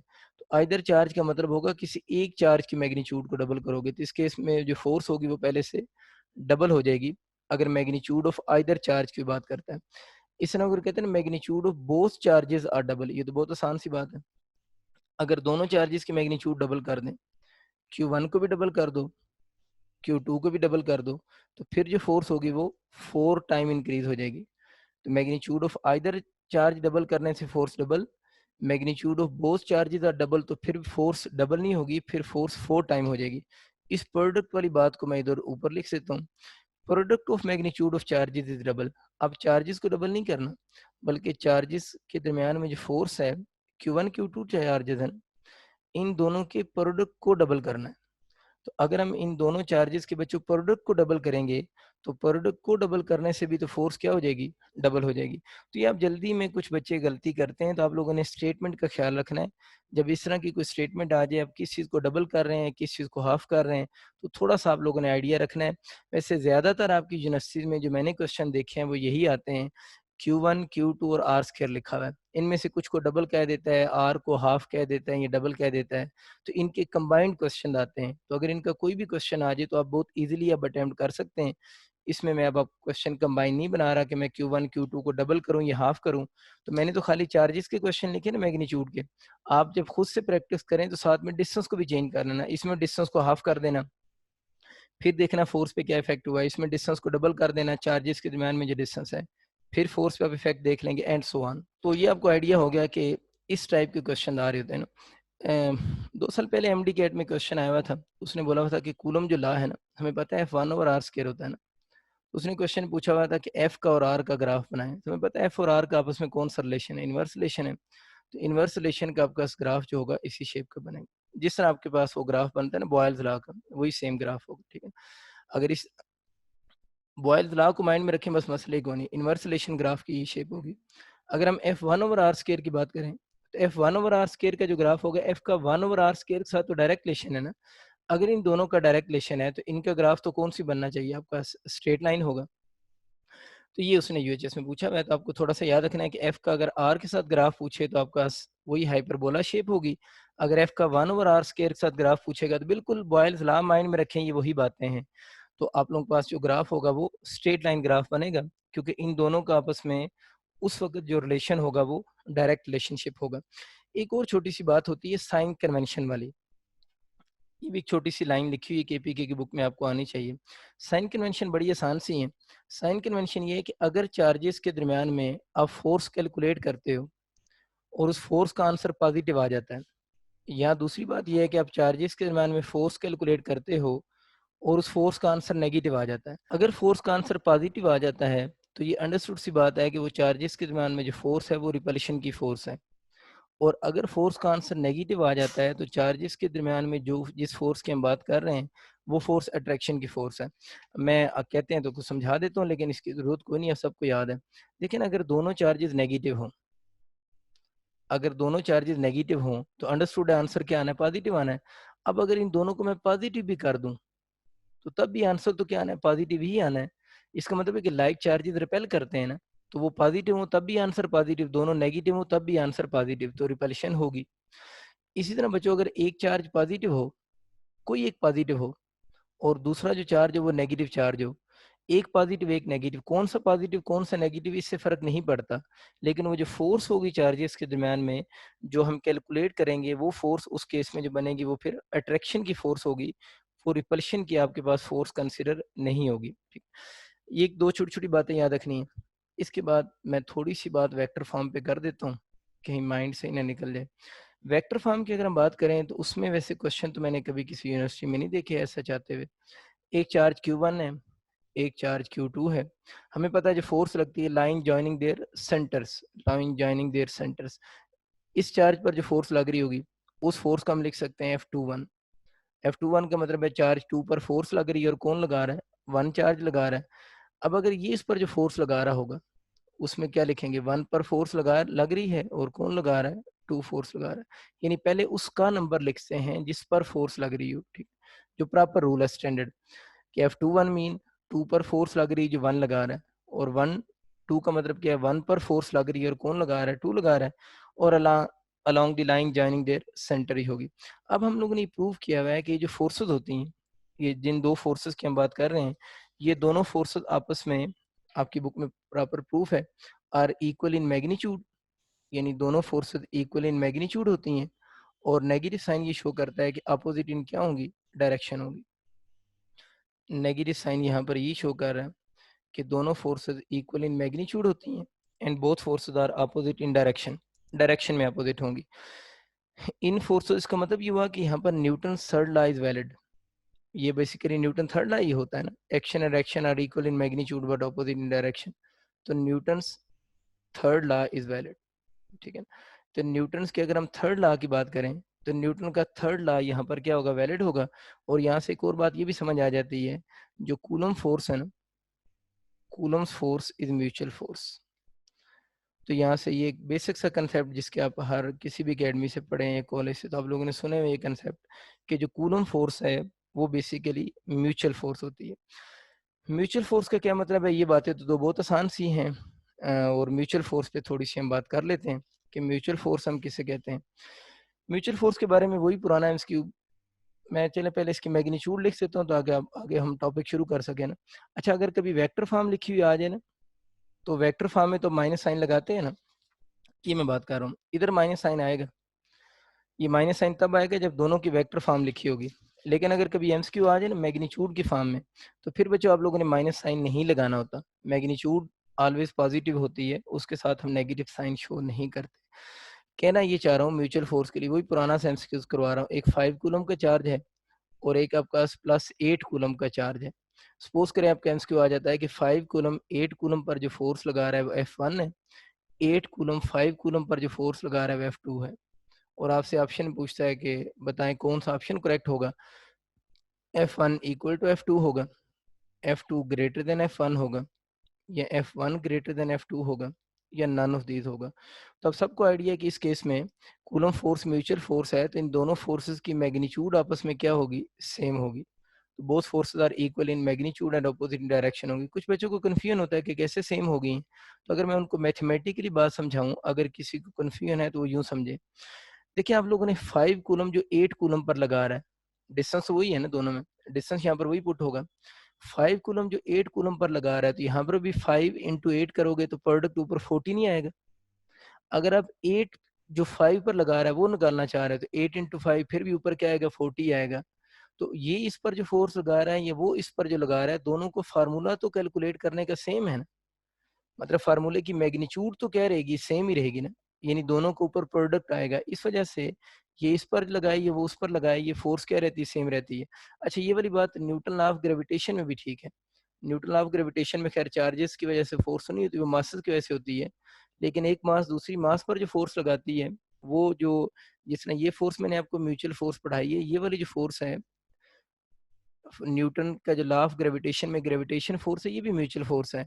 मतलब ये मार्कर है ना, इस मार्कर पर अर्थ जितनी फोर्स लगा रही है, अर्थ भी मार्कर पर उतनी ही फोर्स लगा रहा है। तो फोर्स ऑफ ग्रेविटेशन भी म्यूचुअल फोर्स है, और जो कूलम फोर्स जिसकी हम बात कर रहे हैं, जो कूलम फोर्स है वो भी म्यूचुअल फोर्स ही है। अगर मैं इसकी वेक्टर फॉर्म लिखूं ना, इसकी वेक्टर फॉर्म को, तो के Q1 Q2 over r square. अच्छा, वो मैं R12 21 नहीं लिख रहा, उसकी जरूरत हमें को नहीं होती। मैं थोड़ी सी वेक्टर फॉर्म इसकी आर कैप की फॉर्म में लिख रहा हूँ, क्योंकि एमसीक्यू जब आते हैं वो आर कैप की फॉर्म में आते हैं, वो 1 2 की फॉर्म की जरूरत नहीं है। वो अगर आ भी जाए तो आपको मसला नहीं है, आप लिख सकते हैं। अगर इधर 1 2 लिखना है, वैसे याद रखना वो केपीके की बुक में थोड़ी सी उसने गड़बड़ की हुई है कि अगर इधर 1 2 आप लिखेंगे ना, चलो मैं लिख देता हूँ एक स्टेप में, अगर इधर 1 2 लिखा है तो इधर भी 1 2 ही लिखेंगे। अगर इधर 2 1 लिखा है तो इधर भी 2 1 ही लिखना है। वो जब मैं केपीके की बुक आपको पढ़ा रहा था, उस बुक की वजह से वो मैंने उसने वो चेंज किए हुए थे, तो मैंने भी चेंज कर दिए थे। लेकिन इंटरेस्ट में जब एमसीक्यू आएगा तो जो इधर होगा उधर भी वही होगा। मतलब ये R12 जो यूनिट वेक्टर है वो इस फोर्स की डायरेक्शन को शो कर रहा है, ठीक है। मैं अब इसको अपने इंटरेस्ट पॉइंट ऑफ व्यू से लिख रहा हूँ, Q1 Q2 over r square. तो वो कोई एमसीक्यू नहीं है कि इधर 1 2 लिखा हुआ है और इधर बुक में 2 1 लिखा हुआ है, ये कोई एमसीक्यू नहीं है। वो बस बुक वाला जो लिखने वाला है उसका लिमिटेड सा माइंड था, तो उस वक्त हम उसी तरह ही पढ़ा देते हैं। लेकिन अब आपको उस तरह पढ़ने की जरूरत को नहीं, आपके यूं वेक्टर फॉर्म आएगी। ये कूलम लॉ की वेक्टर फॉर्म है। इस वेक्टर फॉर्म को अगर हम थोड़ा सा मॉडिफाई कर दें, तो ये बन जाएगा Q1 Q2 over r square है इनटू आर कैप जो होता है वो r vector over its magnitude होगा।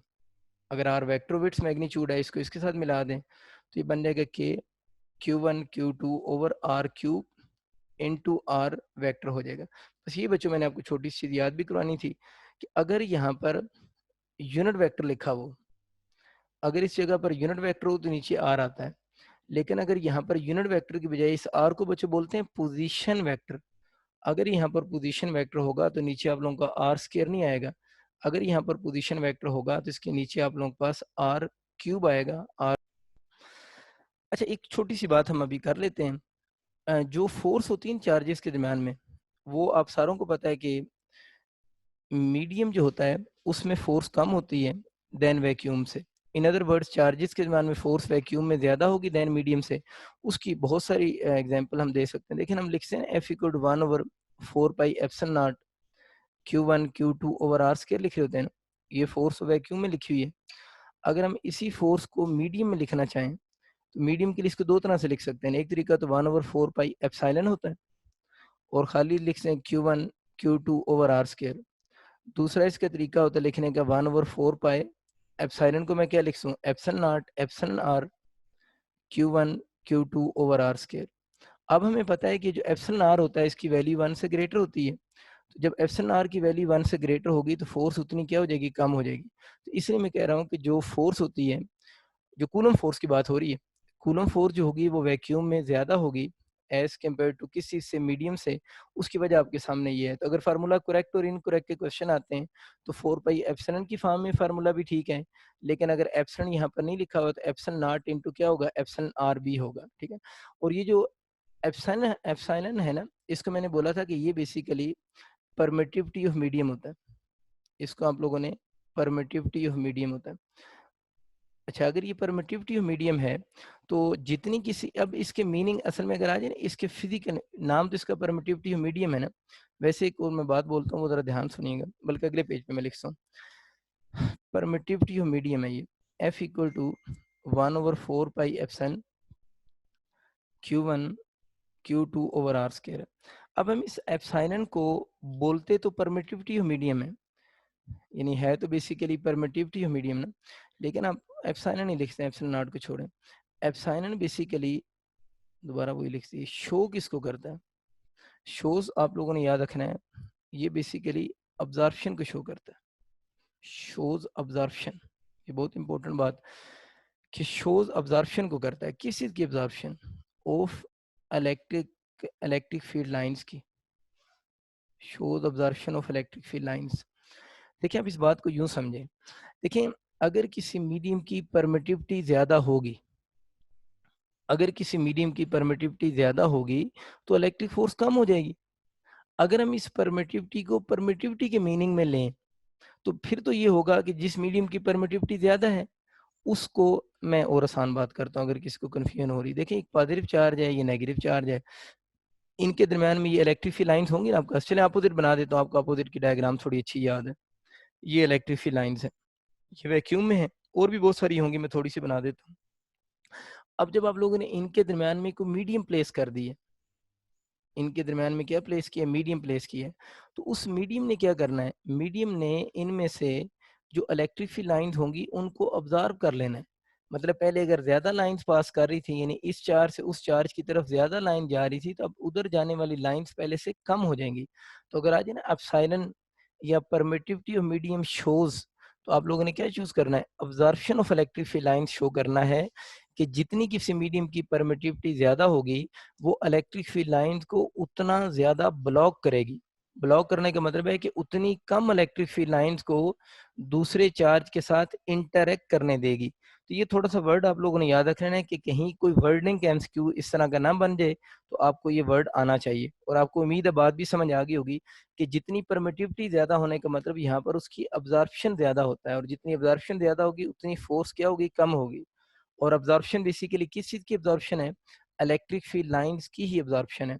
और अगर हम इन्हीं दो फार्मूला को आपस में डिवाइड करें, अब सबको ही बातें आती हैं, इन दो फार्मूलाज को मैं अगर आपस में डिवाइड कर दूं तो मेरे पास जो न्यू फार्मूला बनेगा आपके पास डाइलेक्ट्रिक कांस्टेंट या रिलेटिव परमिटिविटी का, तो F vacuum over F medium हो जाएगा।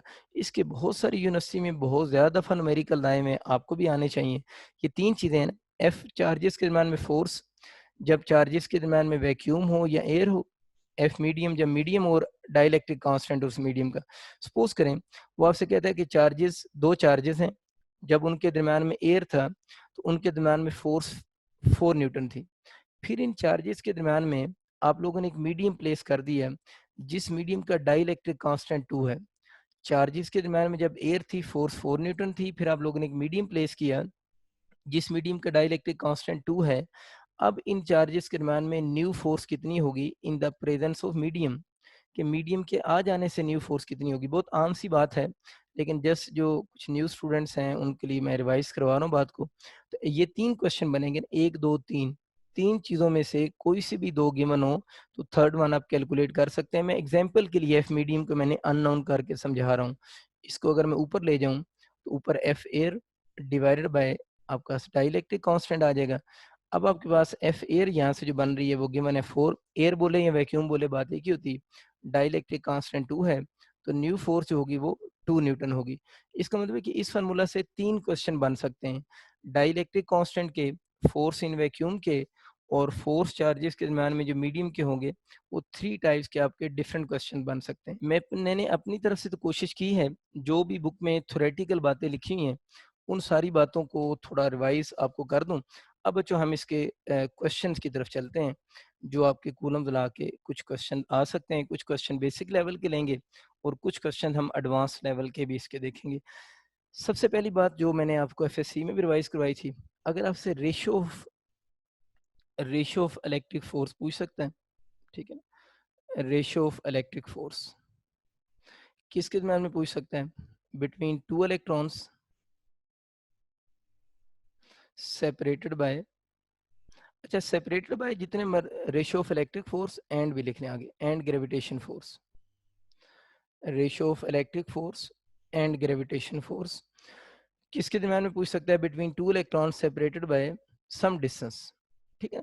अब इस सम डिस्टेंस की बजाय कुछ दफा वो पेपर में लिख देता है, मैं इसको अंडरलाइन कर देता हूँ ना, इस सम की बजाय कुछ सम टाइम और भी लफ्ज लिखा है, separated by 1 centimetre, 1 metre, 2 metre. इस सम डिस्टेंस की जगह पर कुछ डिस्टेंस की वैल्यू भी दे सकता है, इससे कोई फर्क नहीं पड़ेगा। रेशियो बतानी है इलेक्ट्रिक फोर्स की ग्रेविटेशन फोर्स का। इलेक्ट्रिक फोर्स इलेक्ट्रॉन के दिमाग में किस वजह से होगी? इलेक्ट्रॉन पर चार्ज की वजह से। तो इलेक्ट्रॉन की मास भी तो है ना, तो इलेक्ट्रॉन की मास की वजह से जो होगी वो ग्रेविटेशन फोर्स होगी, ठीक है। अब मैं इसको सॉल्व नहीं कर रहा, मैं इसका डायरेक्ट आंसर लिख रहा हूँ। इलेक्ट्रिक फोर्स की ई मीन इलेक्ट्रिक फोर्स और जी मीन ग्रेविटेशन फोर्स की अगर इलेक्ट्रॉन के दरमियान में रेशियो पूछेगा सेपरेटेड बाय सम डिस्टेंस, तो उसकी एग्जैक्ट वैल्यू बनेगी 10⁻42, ठीक है। तो आप लोगों को वैसे जो ज़्यादातर एमसीक्यू मैंने यूनिवर्सिटी में देखे हैं वो यूँ लिखे होते हैं ऑप्शन में 10⁻10, 10⁻20, 10⁻30 और 10⁻40 लिखा होता है, ठीक है। और उसने पूछा होता है कि 2 इलेक्ट्रॉन्स हैं सेपरेटेड बाय सम डिस्टेंस, इनके दरमियान में इलेक्ट्रिक फोर्स की ग्रेविटेशन फोर्स के साथ रेशियो किस ऑर्डर की होगी, ठीक है। तो फिर अगर 10⁻42 ऑप्शन में एग्जैक्ट यही आएगी, अगर नहीं भी लिखा हुआ तो आप ये 40 ही चूज करेंगे फिर, ठीक है, बनती 42 है। अब कुछ बच्चे ये कंफ्यूज हो रहे होते हैं कि डिस्टेंस के चेंज होने से फोर्स तो चेंज होनी चाहिए।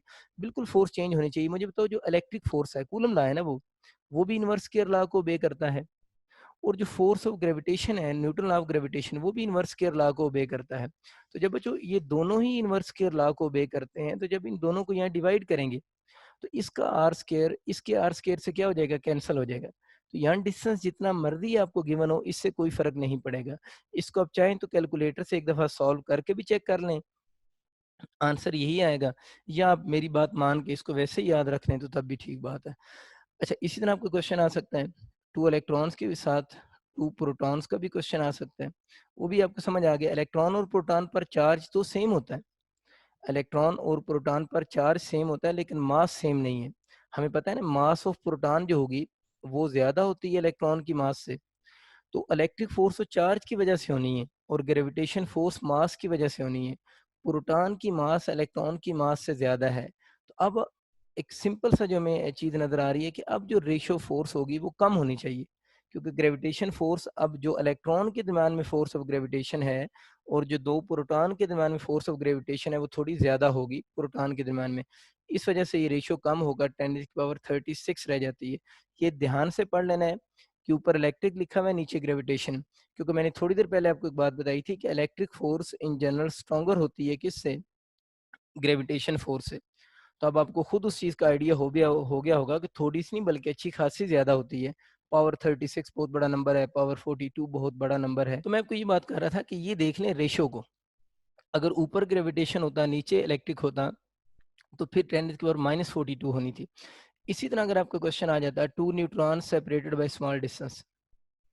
अब देखिए अगर वो न्यूट्रॉन्स का क्वेश्चन पूछता, neutron F electric over F gravitation, अब हमें पता है कि न्यूट्रॉन तो न्यूट्रल होते हैं, न्यूट्रॉन के दरम्यान में इलेक्ट्रिक फोर्स तो जीरो होगी क्योंकि न्यूट्रॉन तो न्यूट्रल हैं, लेकिन न्यूट्रॉन के दरम्यान में फोर्स ऑफ ग्रेविटेशन तो जीरो नहीं होगी, उनकी फोर्स ऑफ ग्रेविटेशन जो होगी that is not equal to zero. लेकिन इसके जीरो होने की वजह से इसका आंसर क्या आ जाएगा, जीरो आ जाएगा। तो न्यूट्रॉन के दरम्यान में इलेक्ट्रिक फोर्स की फोर्स ऑफ ग्रेविटेशन के साथ रेशियो जीरो होगी।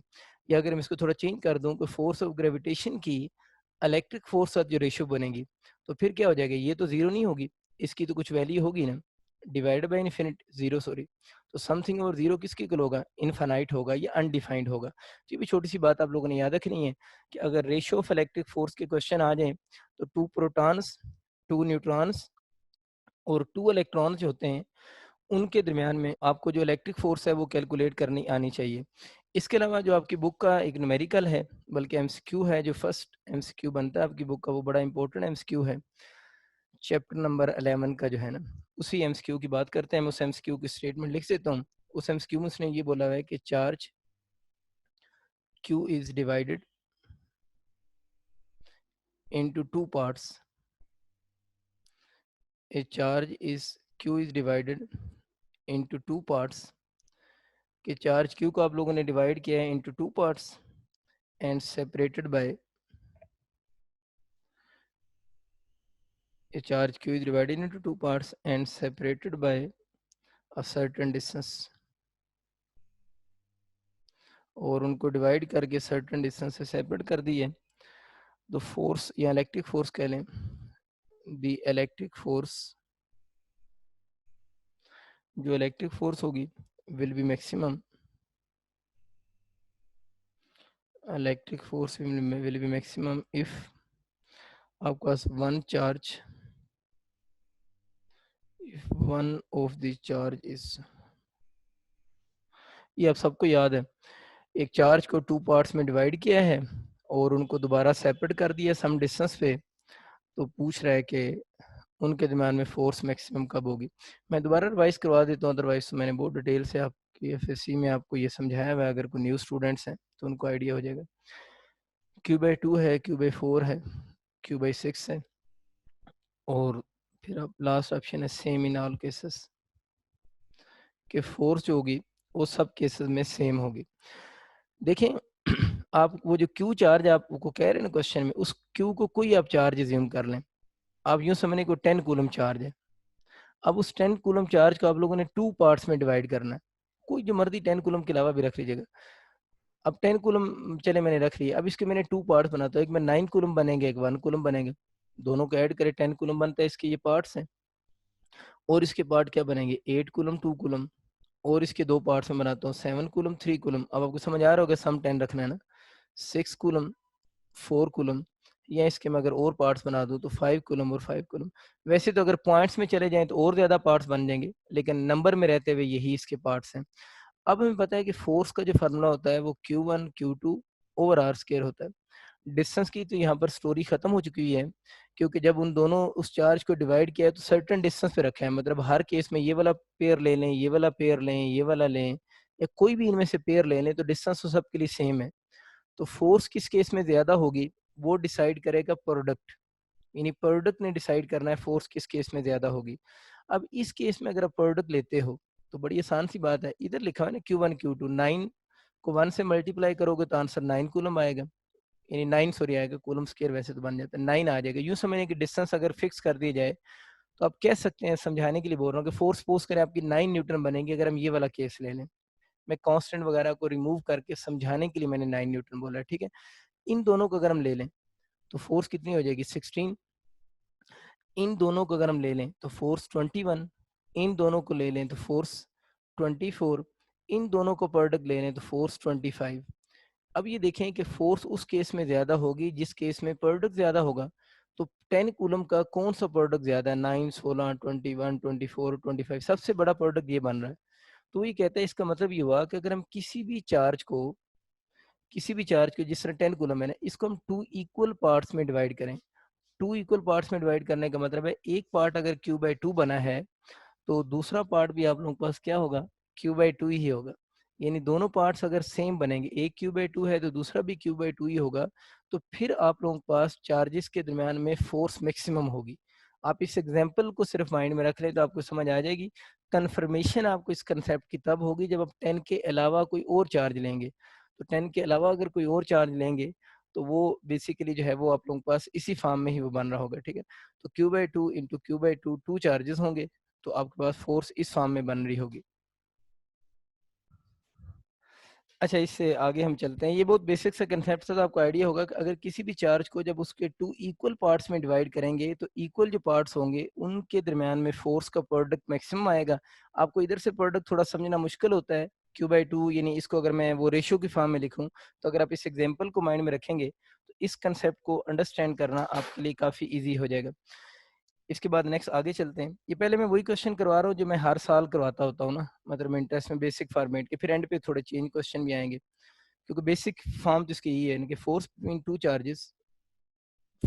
To charge spheres with charges Q1 plus 2 coulomb and Q2 जो है वो -1 कूलम इज 18 न्यूटन। ये फोर्स होगी if these spheres are brought in contact। बस इसमें जो वर्ड है ना brought in contact, असल में ये कंसेप्ट मैंने समझाना था। if these spheres are brought in contact and then separated, the new force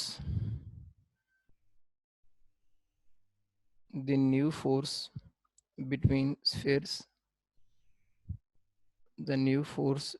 spheres will be। ये थोड़ा सा कंसेप्ट आप लोगों के लिए नया होगा जो बच्चे रिपीटर नहीं है। सवाल को जरा समझते हैं फिर आगे चलते हैं। कह रहे हैं कि force between two charge sphere with charges, दो चार्ज स्फीयर हैं, एक पर 2 कूलम चार्ज है, एक पर -1 कूलम चार्ज है।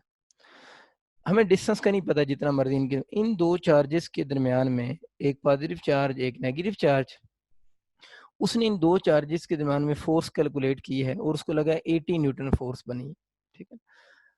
अच्छा, अब इसके बाद सवाल का अगला पार्ट है कि if these spheres are brought in contact, उसने इन दो स्फीयर्स को यूं समझ लेना, एक +2 कूलम का स्फीयर होगा, एक -1 कूलम का होगा, ये दूर दूर पड़े हुए थे, फिर उसने इन दोनों को आपस में कांटेक्ट में लेकर आया, जोड़ दिया आपस में। If they are brought in contact and then separated, the new force between them will be. जब उन दोनों को उसने इन कांटेक्ट किया है ना, एक दफा आपस में जोड़ दिया है, और फिर दोबारा जब सेपरेट किया है, तो कह रहा है कि न्यू फोर्स कितनी होगी। और जब दोबारा सेपरेट किया है तो अंडरस्टूड सी बात है कि पहले इनके दरमियान में जितना डिस्टेंस था, अब भी इन दोनों के दरमियान में उतने डिस्टेंस पे ही उन दोनों को सेपरेट किया है। अब ब्रॉट इन कॉन्टैक्ट से असल में होगा क्या? ब्रॉट इन कॉन्टैक्ट में असल में ये होगा कि ये पॉजिटिव चार्ज है, ये नेगेटिव चार्ज है। जब ये एक दूसरे के साथ मिलेंगे तो एक दूसरे को न्यूट्रलाइज करने की कोशिश करेंगे ना। मतलब एक पॉजिटिव है, एक नेगेटिव है, तो पॉजिटिव नेगेटिव साथ जब मिलेगा तो एक दूसरे को न्यूट्रलाइज करने की कोशिश करेंगे। तो ये क्वेश्चन उस सेंस में है बेसिकली कि अगर ये न्यूट्रलाइज करने की कोशिश करेंगे, तो उस वक्त चार्जेस जब एक दूसरे से दोबारा दूर होंगे, तो न्यू फोर्स कितनी बनेगी। इस बात पे हम अभी डिटेल से थोड़ी सी बात करते हैं। मैं इसके ऑप्शन चलें पहले लिख सकता हूँ। सपोज करें इसके ऑप्शन आ जाएंगे, आपका न्यू फोर्स 20 न्यूटन होगी, 80 न्यूटन ही रहेगी। 80 न्यूटन का मतलब फर्क नहीं पड़ेगी, पड़ेगा 10 न्यूटन होगी, या 20 लिख चुका हूँ तो इसको 40 न्यूटन लिख से। अच्छा, इसको जरा समझें। लेकिन एक चार्ज हमें गिवन है जनाब +2 कूलम, बहुत आसान सा सवाल है, बस जो पहली दफा देख रहे हैं उनको थोड़ा सा मसला हो। -1 कूलम। अब हमें ये पता है कि इन दोनों चार्जेस का अगर हम प्रोडक्ट ले लें ना, Q1 Q2 का प्रोडक्ट ले लें। वैसे ये जो फोर्स के फार्मूले में नेगेटिव साइन लगाने वाली बात होती है ना, मैं तो अक्सर ये कहता होता हूँ कि एंटी टेस्ट में अक्सर बच्चे कंफ्यूज हो रहे होते हैं कि यहाँ प्लस लिखना चाहिए माइनस लिखना चाहिए। आप सिर्फ इंटरेस्ट में एक बात याद रखो, जो इलेक्ट्रिक पोटेंशियल एनर्जी का फार्मूला होगा ना, यानी इलेक्ट्रिक पोटेंशियल एनर्जी जहाँ यूज हो रही होगी, इलेक्ट्रिक पोटेंशियल एनर्जी कहाँ पर यूज होती है? इलेक्ट्रिक पोटेंशियल के फार्मूले में इलेक्ट्रिक पोटेंशियल एनर्जी आती है। तो वहां पर जब चार्ज लिखें तो उसके साथ साइन जरूर लिखा करें। इलेक्ट्रिक पोटेंशियल एनर्जी जहाँ पर यूज़ हो, जो कि इलेक्ट्रिक पोटेंशियल के फार्मूला में यूज़ होती है, तो वहाँ पर चार्ज के साथ प्लस या माइनस ज़रूर लिखना चाहिए। उसके अलावा किसी भी जगह पर अगर आपको कन्फ्यूजन होती है कि मैंने प्लस लगाना है या माइनस लगाना है, तो कोई ज़रूरत नहीं है, ना प्लस लिखें ना माइनस लिखें, सिंपल आप मैग्नीट्यूड यूज़ करें। आप प्लस माइनस की कोई ज़रूरत नहीं है। इलेक्ट्रोस्टैटिक के पूरे चैप्टर में सिवाय उन क्वेश्चंस के जिनमें इलेक्ट्रिक पोटेंशियल एनर्जी का कंसेप्ट यूज हो, और इलेक्ट्रिक पोटेंशियल एनर्जी का कंसेप्ट मेनली कहाँ पर यूज हो रहा है? इलेक्ट्रिक पोटेंशियल के फार्मूला में। वहां पर चार्ज के साथ प्लस हो तो प्लस, माइनस हो तो माइनस लाजमी लिखना होता है। उसके अलावा जितने भी फार्मूलाज हैं उनके अंदर चार्ज की अगर आप मैग्नीट्यूड लिखकर भी सॉल्व करेंगे तो आपके एमसीक्यू रॉन्ग नहीं होंगे। ये बात मैंने अभी रिवाइज तो की है, लेकिन इसकी प्रैक्टिकल फॉर्म फिर इलेक्ट्रिक पोटेंशियल के फार्मूले में जाके हम डिस्कस करेंगे। चलें बात करते हैं। अब हमें माइनस के चक्कर से निकल आए हैं, हमें माइनस लगाने की ज़रूरत नहीं रही क्योंकि मैंने बता दी है। अब देखो जी, ये जनाब 2 हो गया, ये 1 हो गया। अब हमें पता है कि इन दोनों को प्रोडक्ट तो 2 बनता है, लेकिन वो उस 2 को 2 नहीं बोल रहा, इस 2 को कितना लिख रहा है? 18 न्यूटन। तो हम इसको इक्वल टू 18 न्यूटन लिख देते हैं। 18 न्यूटन कैसे हो गया 2? देखें, हमें तो सिर्फ चार्जेस की मैग्नीट्यूड गिवन है ना, तो फोर्स जो मैं थोड़ी देर पहले बात कर रहा था, इन चार्जेस के प्रोडक्ट पे डिपेंड ज़रूर कर रही है, लेकिन फोर्स की जो एग्ज़ैक्ट वैल्यू है, वो एग्ज़ैक्ट वैल्यू तो डिस्टेंस और के साथ भी तो आएगी ना। तो हमें सिर्फ यहाँ पर चार्जेस का प्रोडक्ट का आइडिया, हमें ये पता चल रहा है, अगर चार्जेस का प्रोडक्ट 2 हो ना किसी केस में, तो फोर्स 18 न्यूटन होगी। मैं इससे यहाँ से ये आइडिया ले सकता हूँ। अगर इसी केस में चार्जेस का प्रोडक्ट 1 हो जाए, तो फोर्स फिर 14 न्यूटन होगी। क्योंकि 2 को अगर हम 80 न्यूटन यहाँ पर बोल रहे हैं, इसी केस में अगर बाकी के और आर को हम कांस्टेंट कर दें, तो ये अगर 280 न्यूटन को शो कर रहा है, तो 1 अगर यहाँ पर प्रोडक्ट आ जाए तो वो 40 न्यूटन को शो करेगा। अगर यहाँ पर प्रोडक्ट 4 हो जाए तो वो 160 न्यूटन को शो करेगा। बहुत आसान सी बात है, यूं समझिए स्केल एक बन गई है कि 2 अगर यहाँ पर आ रहा है तो वो 80 न्यूटन को शो करेगा। इस बात को थोड़ा याद रखना है। मसला बच्चों ये है कि अब चार्ज कॉन्टैक्ट में लेकर आने हैं। ये 2 चार्ज आप लोगों ने आपस में इन कॉन्टैक्ट कर दिए। जब इन कॉन्टैक्ट किए और जब इन कॉन्टैक्ट करने के बाद इन दोनों को आप लोगों ने दोबारा सेपरेट भी किया सेम डिस्टेंस के ऊपर। इन कॉन्टैक्ट भी किया। अब यहाँ पर सेम डिस्टेंस क्वेश्चन में मेंशन नहीं भी होगा तो अंडरस्टूड है सेम डिस्टेंस ही आप लोगों ने लेना है। इन कॉन्टैक्ट किया। इन कॉन्टैक्ट करने के बाद ये पॉजिटिव और नेगेटिव मिलकर एक दूसरे को न्यूट्रलाइज करेंगे। अब जब आप लोगों ने इन दोनों को सेपरेट किया है तो हम लोगों ने इन दोनों का इफेक्टिव चार्ज निकालना है। इफेक्टिव चार्ज क्या होता है? इफेक्टिव चार्ज ये होता है कि जब आप 2 चार्जेस को आपस में इन कॉन्टैक्ट करते हैं, इन कॉन्टैक्ट करने के बाद आप लोगों ने उनका इफेक्टिव चार्ज निकालना होता है। अब इफेक्टिव चार्ज का फॉर्मूला होता है Q1 प्लस Q2/2। अब इस फॉर्मूले में भी ये मसला होता है कि अगर आपका Q1 पॉजिटिव है ना, सॉरी मुझे स्मॉल लिखना चाहिए वैसे, Q1 पॉजिटिव है तो इसके साथ पॉजिटिव ही लिखें। अगर Q2 नेगेटिव है तो इसके साथ आप लोगों ने नेगेटिव ही लिखना है। ये छोटी सी बात याद रखनी है। इफेक्टिव चार्ज निकालते हुए साइन मैटर करते हैं। इफेक्टिव चार्ज निकालते हुए साइन मैटर करते हैं, मतलब साइन आप लगाएंगे। जो पॉजिटिव होगा पॉजिटिव, नेगेटिव होगा नेगेटिव। ये तो खिचड़ी सी बन गई। Q1 plus Q2/2 general formula है, लेकिन इसमें साइन मैटर करते हैं। जो पॉजिटिव होगा पॉजिटिव, नेगेटिव होगा तो नेगेटिव लिखेंगे। ये हमारी बुक का फार्मूला नहीं है, इसलिए मैंने इसको जनरल केस में इसको ऐड नहीं किया। तो क्या बनेगा जनाब? 2 माइनस 1 1/2। इसका मतलब ये हुआ, अब आपके पास जो इफेक्टिव चार्ज बनेगा वो 1/2 कूलम होगा। इफेक्टिव चार्ज क्या है? इफेक्टिव चार्ज होगा charge on any one body. कब charge on any one body? जब आप लोगों ने इनको इन कॉन्टैक्ट करके सेपरेट किया है। जब 2 चार्जेस को इन कॉन्टैक्ट करके सेपरेट किया है, उसके बाद charge on any one body, किसी एक बॉडी पर जो चार्ज होगा वो आपके पास इफेक्टिव चार्ज काउंट होगा और वो 1/2 कूलम होगा। इसका मतलब ये charge on any one body है। ठीक है ना? इसका मतलब ये हुआ, अब हमारे पास एक बॉडी पर चार्ज भी प्लस 1/2 कूलम हो गया और दूसरा बॉडी जो है उस पर भी चार्ज 1/2 कूलम होगा। तो ये आपको बात समझ आ गई कि इफेक्टिव चार्ज कैलकुलेट करते हुए इस फार्मूले में साइन मैटर करते हैं। आप लोगों ने याद रखने हैं। अच्छा, दोबारा क्वेश्चन की तरफ वापस आते हैं।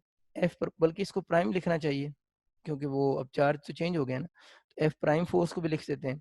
अब बच्चों दोबारा Q1 Q2 का प्रोडक्ट, क्योंकि बाकी चीजें सारी चीजें तो सेम है। प्रोडक्ट निकालते हैं जी 1/2 इंटू 1/2, तो प्रोडक्ट जनाब बन गया 1/4। ठीक है। अब हमारा मसला ये है कि हम लोगों ने जो स्केल याद की हुई है वो 2 के साथ याद की हुई है, कि 2 को 80 न्यूटन लिखना है, ये तो 1/4 लिखा हुआ है, इसको भी आप 80 की फॉर्म में लिख सकते हैं। लेकिन क्योंकि मेडिकल के स्टूडेंट्स की थोड़ी मैथ कमज़ोर होती है, तो आप इसको 2 ही बना लें। हमें पता है कि 2 की जगह 80 न्यूटन लिख सकते हैं ना, अगर प्रोडक्ट 2 होगा तो इसको 80 न्यूटन लिखेंगे, यहाँ तो 2 है ही नहीं, तो 2 बना लेते हैं ना। ऊपर भी 2 से मल्टीप्लाई करें और नीचे भी 2 से मल्टीप्लाई कर दें। ऊपर भी 2 से मल्टीप्लाई किया, नीचे भी 2 से मल्टीप्लाई किया, ऐसा क्यों किया? क्योंकि हमें ये पता है कि 2 का अगर प्रोडक्ट होगा तो उसको हम 80 लिख देंगे। इस 2 की जगह पर मैंने 80 लिख दी है, ठीक है? ये अपनी आसानी के लिए बनाया है, अगर आप इसमें भी वैल्यूज़ पुट कर सकते हैं तो हो जाती हैं, इश्यू नहीं होता। ये कैंसल होकर आंसर कितना हो जाएगा? 10 न्यूटन हो जाएगा। तो इसका ऑप्शन फिर आप लोगों के पास सी बनेगा। तो इस क्वेश्चन में हम लोगों ने ये चीज़ सीखी कि अगर 2 चार्जेस हमें गिवन हो और उनके दरमियान में कोई फ़ोर्स गिवन हो, तो फ़ोर्स का जो प्रोडक्ट बनेगा उस नंबर को हम एज़ ए स्केल यूज़ करेंगे। अब जब उन 2 चार्जेस को कंबाइन करेंगे, तो कंबाइन करने के बाद जब दोबारा सेपरेट करेंगे तो एक न्यू चार्ज आ जाएगा जिसे हम इफेक्टिव चार्ज कहेंगे, जो charge in any one body होगा। किसी एक बॉडी पर चार्ज होगा, जितना एक पर होगा उतना ही दूसरे बॉडी पर भी चार्ज होगा। तो वो इस फार्मूला से कैलकुलेट होता है Q1 प्लस Q2/2, और इस फार्मूले में साइन मैटर करते हैं, मतलब साइन लिखने होते हैं। पॉजिटिव को पॉजिटिव लिखेंगे, अगर नेगेटिव है तो नेगेटिव लिखेंगे। लेकिन इस फार्मूले से जो चार्ज आएगा वो दोनों बॉडीज पर इक्वली डिस्ट्रीब्यूट होगा फिर, ठीक है? तो वो चार्ज दोनों बॉडीज पर इक्वली डिस्ट्रीब्यूट हो रहा है, अगर एक पर 1/2 है तो दूसरे पर 1/2 होगा। ये तो आगे सिंपल से आगे मैथमेटिक्स है कि हम लोगों ने जब वैल्यूज पुट की तो हमें 2 की स्केल याद थी, क्योंकि 2 को उसने 80 बोला हुआ था। तो अगर 2 डायरेक्ट नज़र नहीं आ रहा तो 2 आप बना लें मल्टीप्लाई या डिवाइड करके। तो आंसर इस केस में जो बनेगा वो आप लोगों के पास, इसका आंसर 10 न्यूटन बन जाएगा। एक और बेसिक सा क्वेश्चन लेते हैं। इस क्वेश्चन में मैं ये कह रहा हूँ कि ए चार्ज Q1 जो है exert force on charge Q2। ये चार्ज है वो Q1 exert force on charge Q2 if exert force F लिख लें। ये charge Q1 exert force F on charge Q2 if charge Q3 is brought near these two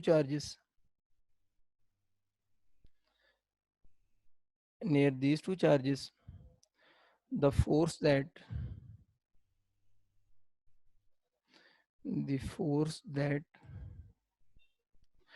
Q1, दोबारा अगले page पे जाना पड़ेगा, मेरा तो ख्याल था खत्म हो जाएगा।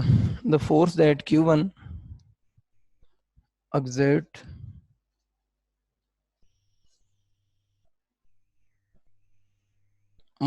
on Q2 now will be।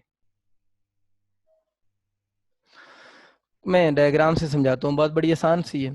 वो ये कहना चाह रहा है जनाब कि ये Q1 चार्ज है, पॉजिटिव ले लेते हैं, ये Q2 चार्ज है, ये दूसरे पर जो फोर्स लगा रहे हैं, Q1 सपोज करें Q2 पर फोर्स जो लगा रहा है वो F फोर्स लगा रहा है, ठीक है? अब अगर इस सिस्टम के पास एक तीसरा चार्ज Q3 भी आ गया, अगर इस सिस्टम के पास एक तीसरा चार्ज Q3 भी आ गया है, तो Q1 Q2 पर जो फोर्स लगा रहा है, अब वो फोर्स कितनी हो जाएगी? वो फोर्स F ही होगी, वो लेस देन F हो जाएगी, ठीक है? वो फोर्स F से लेस हो जाएगी, वो वाली फोर्स मोर देन F हो जाएगी। ये आपके पास ऑल आर पॉसिबल, ये इस तरह का एमसीक्यू बन सकता है। देखिए अभी जो बात हम कर रहे थे कि कूलम फोर्स बेसिकली एक वक्त में 2 ही चार्जेस को लिंक करता है कूलम गुलाम। तो ये वाला चार्ज अगर इनके पास आ भी गया है, तो ये Q1 Q3 पर भी फोर्स लगाएगा, Q2 भी Q3 पर फोर्स लगाएगा। लेकिन Q1 Q2 पर जो फोर्स लगा रहा है, अगर पहले वो 5 न्यूटन लगा रहा है, तो इस Q3 की जो मर्जी मैग्नीट्यूड हो, इसको लेकर आ जाने से इस चार्ज ने इस चार्ज पर जो फोर्स लगानी है उसको कोई फर्क नहीं पड़ेगा। तो अगर पहले वो फोर्स F लगा रहा है तो अब भी Q1 Q2 पर फोर्स कितनी F ही लगाएगा। अक्सर बच्चे कंफ्यूज हो रहे होते हैं, वो फील्ड वगैरह को सोचने लग जाते हैं। अब देखिए इस फोर्स को हम फार्मूला से ही कैलकुलेट करेंगे ना, इन दोनों चार्जेस के दरम्यान में फोर्स कब चेंज होगी? जब इन दोनों की मैग्नीट्यूड चेंज होगी, या इनके दरम्यान में डिस्टेंस चेंज होगा, या इनका मीडियम चेंज होगा।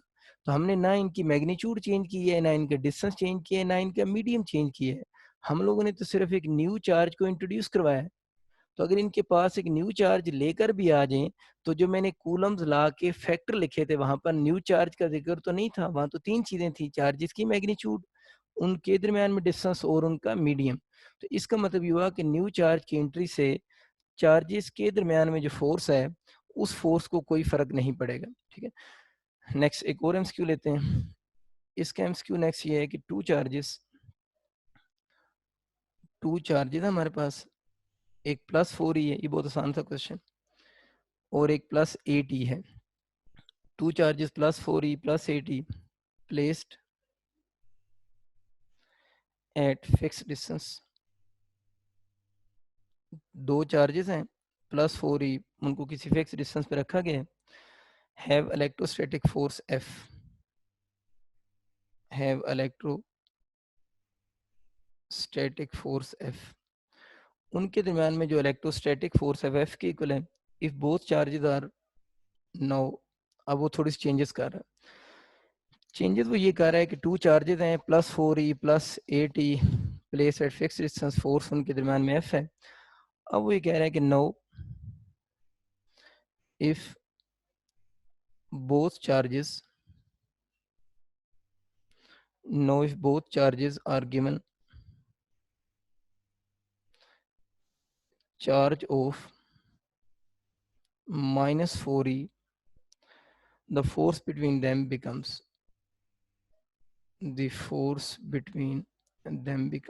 बहुत आसान सा सवाल है।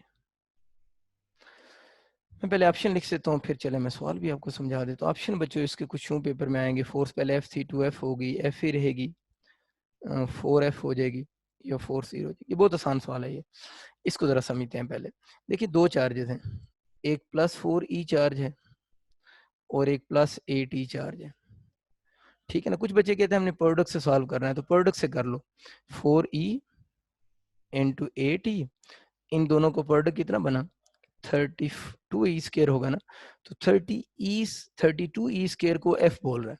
इलेक्ट्रो ये नहीं कह रहे दो चार्जेस के दरमियान में जो फोर्स है वो F है, क्योंकि हम प्रोडक्ट से फोर्स को बना रहे हैं, पता चल गया कि जहां पर 32E² लिखा होगा उसको हम F के इक्वल लेंगे। जिस तरह मैंने पहले बताया ना स्केल बना लेंगे, वैसे इधर भी स्केल बना लेंगे, लेकिन ये ज्यादा आसान है क्वेश्चन उससे।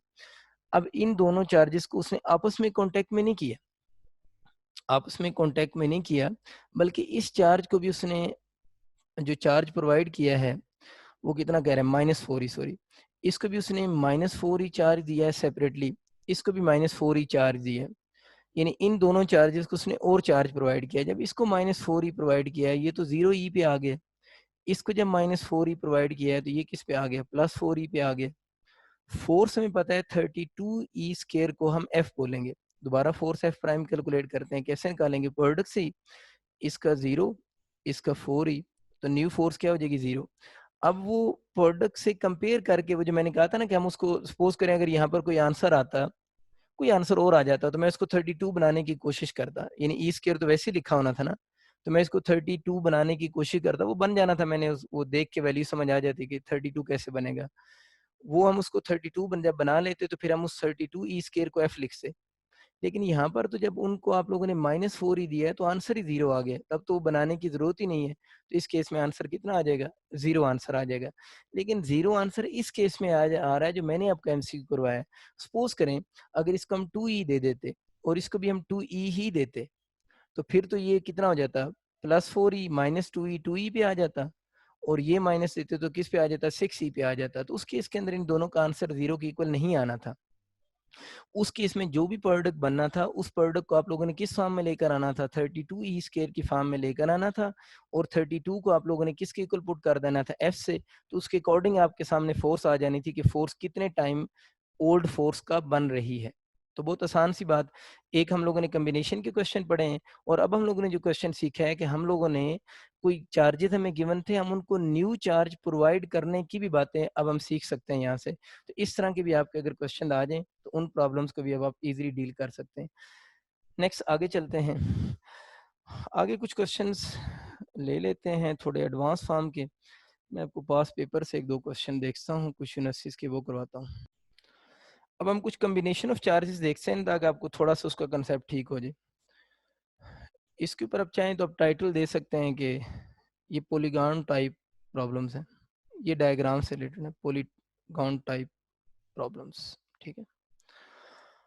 पॉलीगॉन टाइप प्रॉब्लम में कुछ क्वेश्चन आपके यूं आ सकते हैं, इस तरह का एक मिलता जुलता न्यूमेरिकल भी है आपकी उस बुक में ना, जो केपीके की बुक है उसमें।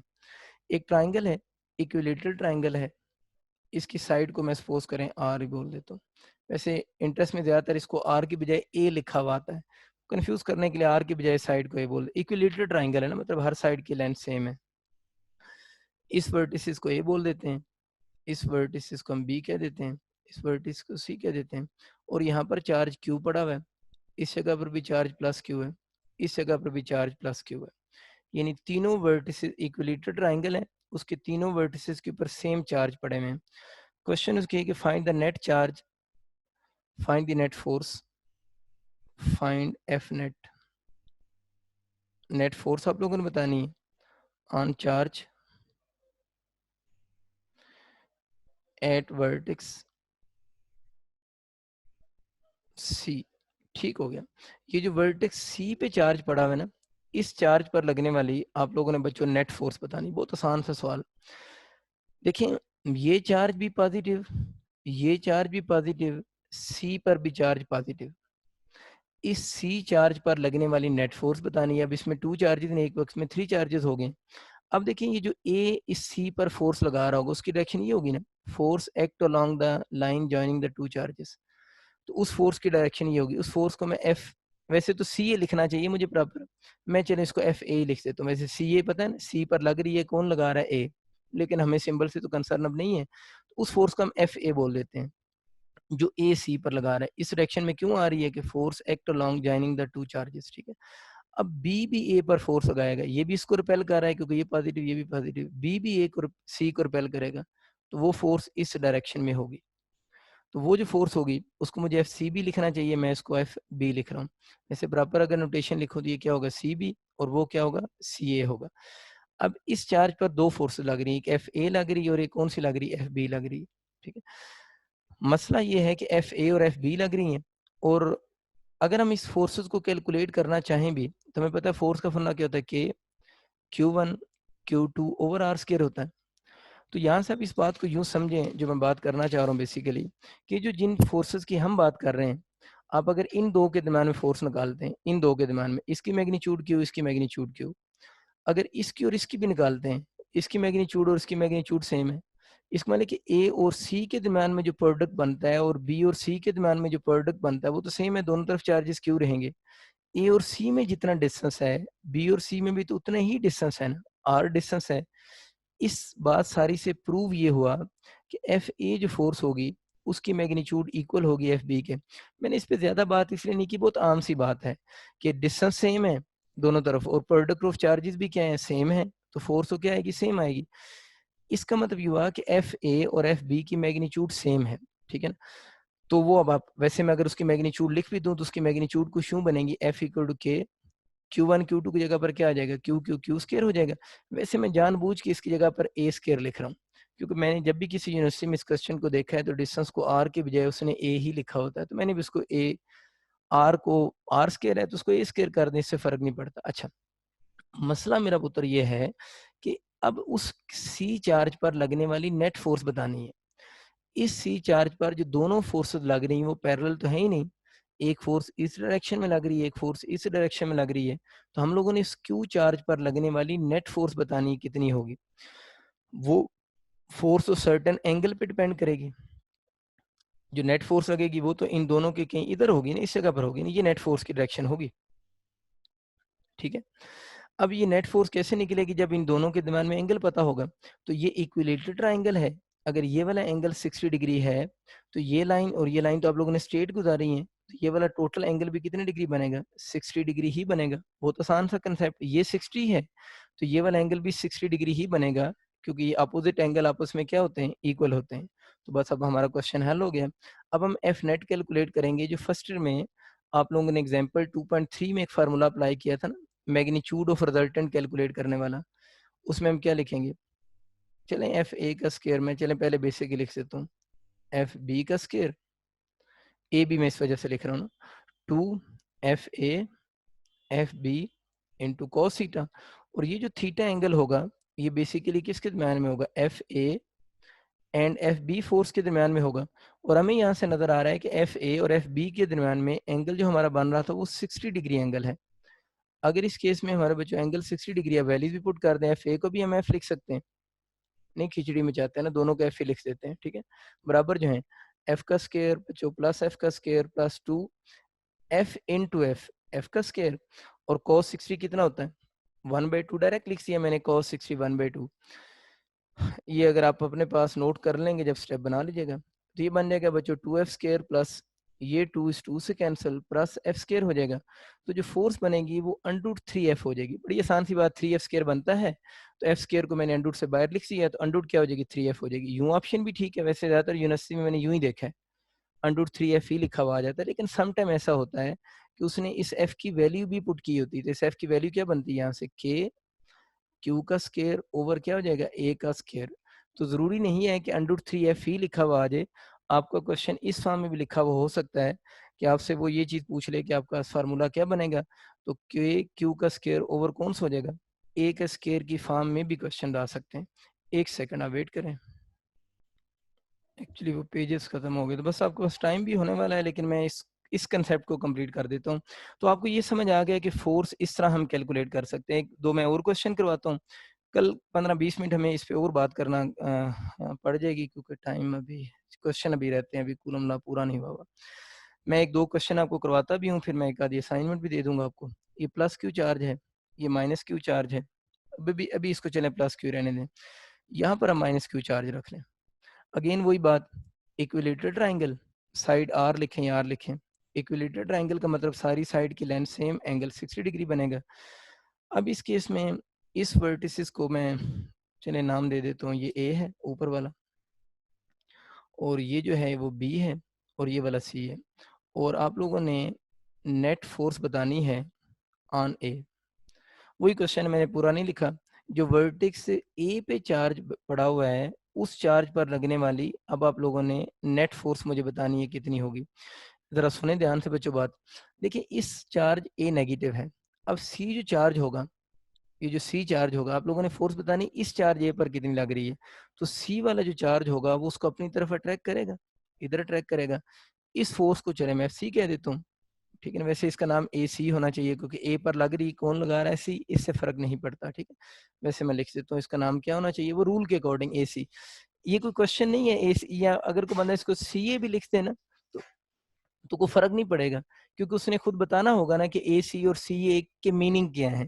तो नीचे जब हम उसके मीनिंग डिस्क्राइब कर देते हैं तो ये कोई कंसेप्ट नहीं है कि ए पहले ही लिखना होता है जरूरी, लेकिन नॉर्मली हम ये करते हैं कि जिस पर फोर्स लग रही होती है उसका नाम पहले लिखते हैं और जो लगा रहा होता है उसका नाम बाद में लिखते हैं, लेकिन ये कन्वेंशन है, ये कोई ज़रूरी बात नहीं है। आप चेंज कर दें, नीचे नीचे मीनिंग बता दें कि इसके मीनिंग ये है, तो वो बात भी ठीक होगी। अच्छा खैर, अब ज़रा ये देखो, इस ए पर जो बी फोर्स लगा रहा है, ये जो बी भी तो ए को अपनी तरफ अट्रैक्ट कर रहा है ना, ये जो इस पर फोर्स लगा रहा है वह बी लगा देते हैं। ये तो अब मुझे एक्सप्लेन करने की ज़रूरत नहीं है कि ये जो ए और सी के दरम्यान में फोर्स होगी, डिस्टेंस सेम, ए और बी में दोनों डिस्टेंस सेम, इधर भी चार्जेस का प्रोडक्ट सेम, इधर भी चार्जेस का प्रोडक्ट सेम। और हमें पता है कि वो जो माइनस वाला मसला है वो हम सिर्फ इलेक्ट्रिक पोटेंशियल के फार्मूले में यूज करेंगे। मैंने क्यों नहीं बोला था उसको क्यू इफेक्टिव में यूज करेंगे, क्योंकि क्यू इफेक्टिव एक एक्स्ट्रा चीज आई है, वो हमारी बुक का टॉपिक तो नहीं है ना। तो जो मैंने पहली बात बोली थी ना कि हम इसको सिर्फ कहाँ पर यूज करेंगे, वो अपनी बुक के टॉपिक्स के अकॉर्डिंग बात मैंने की थी। तो यहाँ आपको पता है कि इस माइनस के चक्कर में हमें पढ़ने की जरूरत नहीं है, क्योंकि माइनस का कोई रोल ही नहीं है। तो हमें पता है चार्जेस पॉजिटिव हो या नेगेटिव हो, प्रोडक्ट क्या आएगा, सेम आएगा। बहुत आसान सी बात है, मैं ज़्यादा बार-बार रिपीट भी नहीं कर रहा, तो मैं कह सकता हूँ F B equal to F C होगा, और वो दोबारा के क्यू का स्क्वायर ओवर आर का स्क्वायर होगी, या वो ए स्क्वायर बन जाएगा। अब मसला ये है कि इस चार्ज पर लगने वाली फोर्स बतानी है। इस पर दो फोर्सेस लग रही हैं, एक सी लग रही है, एक बी लग रही है। एंगल कितने डिग्री है, 60 डिग्री है। ये तो वही पुराना सवाल बन गया, ये तो वही सवाल है कि इस फोर्स और इस फोर्स के दरम्यान में एंगल 60 डिग्री है, तो इस चार्ज पर जब लगने वाली नेट फोर्स निकालोगे तो उसका आंसर अंडर 3f ही आएगा। सेम है ये जिस तरह आप लोगों ने प्रीवियस क्वेश्चन किए है। तो अगर इस तरह का भी क्वेश्चन आ जाए तो इस तरह के क्वेश्चन में भी कोई हर्ज नहीं है, आप उसी मेथड से करेंगे। एक छोटी सी असाइनमेंट आपके लिए है, जो हम कल यहाँ से फिर आगे हम फोटोओं से ही बात शुरू करेंगे। कल का टॉपिक अगेन इक्विलेटरल ट्राइंगल है। कल मैं आपको रेक्टेंगल वगैरह के क्वेश्चन भी करवाऊंगा। इक्विलेटरल ट्राइंगल, सब साइड की लेंथ सेम, ए कहीं आर बोलें, इस वर्टेक्स को ए, ये वर्टेक्स बी, ये वर्टेक्स सी। वर्टेक्स ए के ऊपर चार्ज आप लोगों ने कौन सा रखा, प्लस क्यू। वर्टेक्स बी पे भी चार्ज प्लस क्यू, और वर्टेक्स सी पे चार्ज कौन सा है, माइनस क्यू चार्ज रखा है। अब आप लोगों ने इस सी पर, वर्टेक्स सी पर लगने वाले चार्ज के ऊपर नेट फोर्स बतानी है, ठीक है ना। ये अब आप लोगों की असाइनमेंट है कि जो वर्टेक्स सी यहाँ पर लिखा हुआ है, उस वर्टेक्स सी के ऊपर जो चार्ज पड़ा हुआ है उस पर आप लोग मुझे कल नेट फोर्स बताएंगे। और कल का लेक्चर हम यहीं से स्टार्ट करेंगे, क्योंकि 20 मिनट 15-20 मिनट इस पर और बात होगी, फिर इंशाल्लाह हम नेक्स्ट टॉपिक की तरफ मूव करें।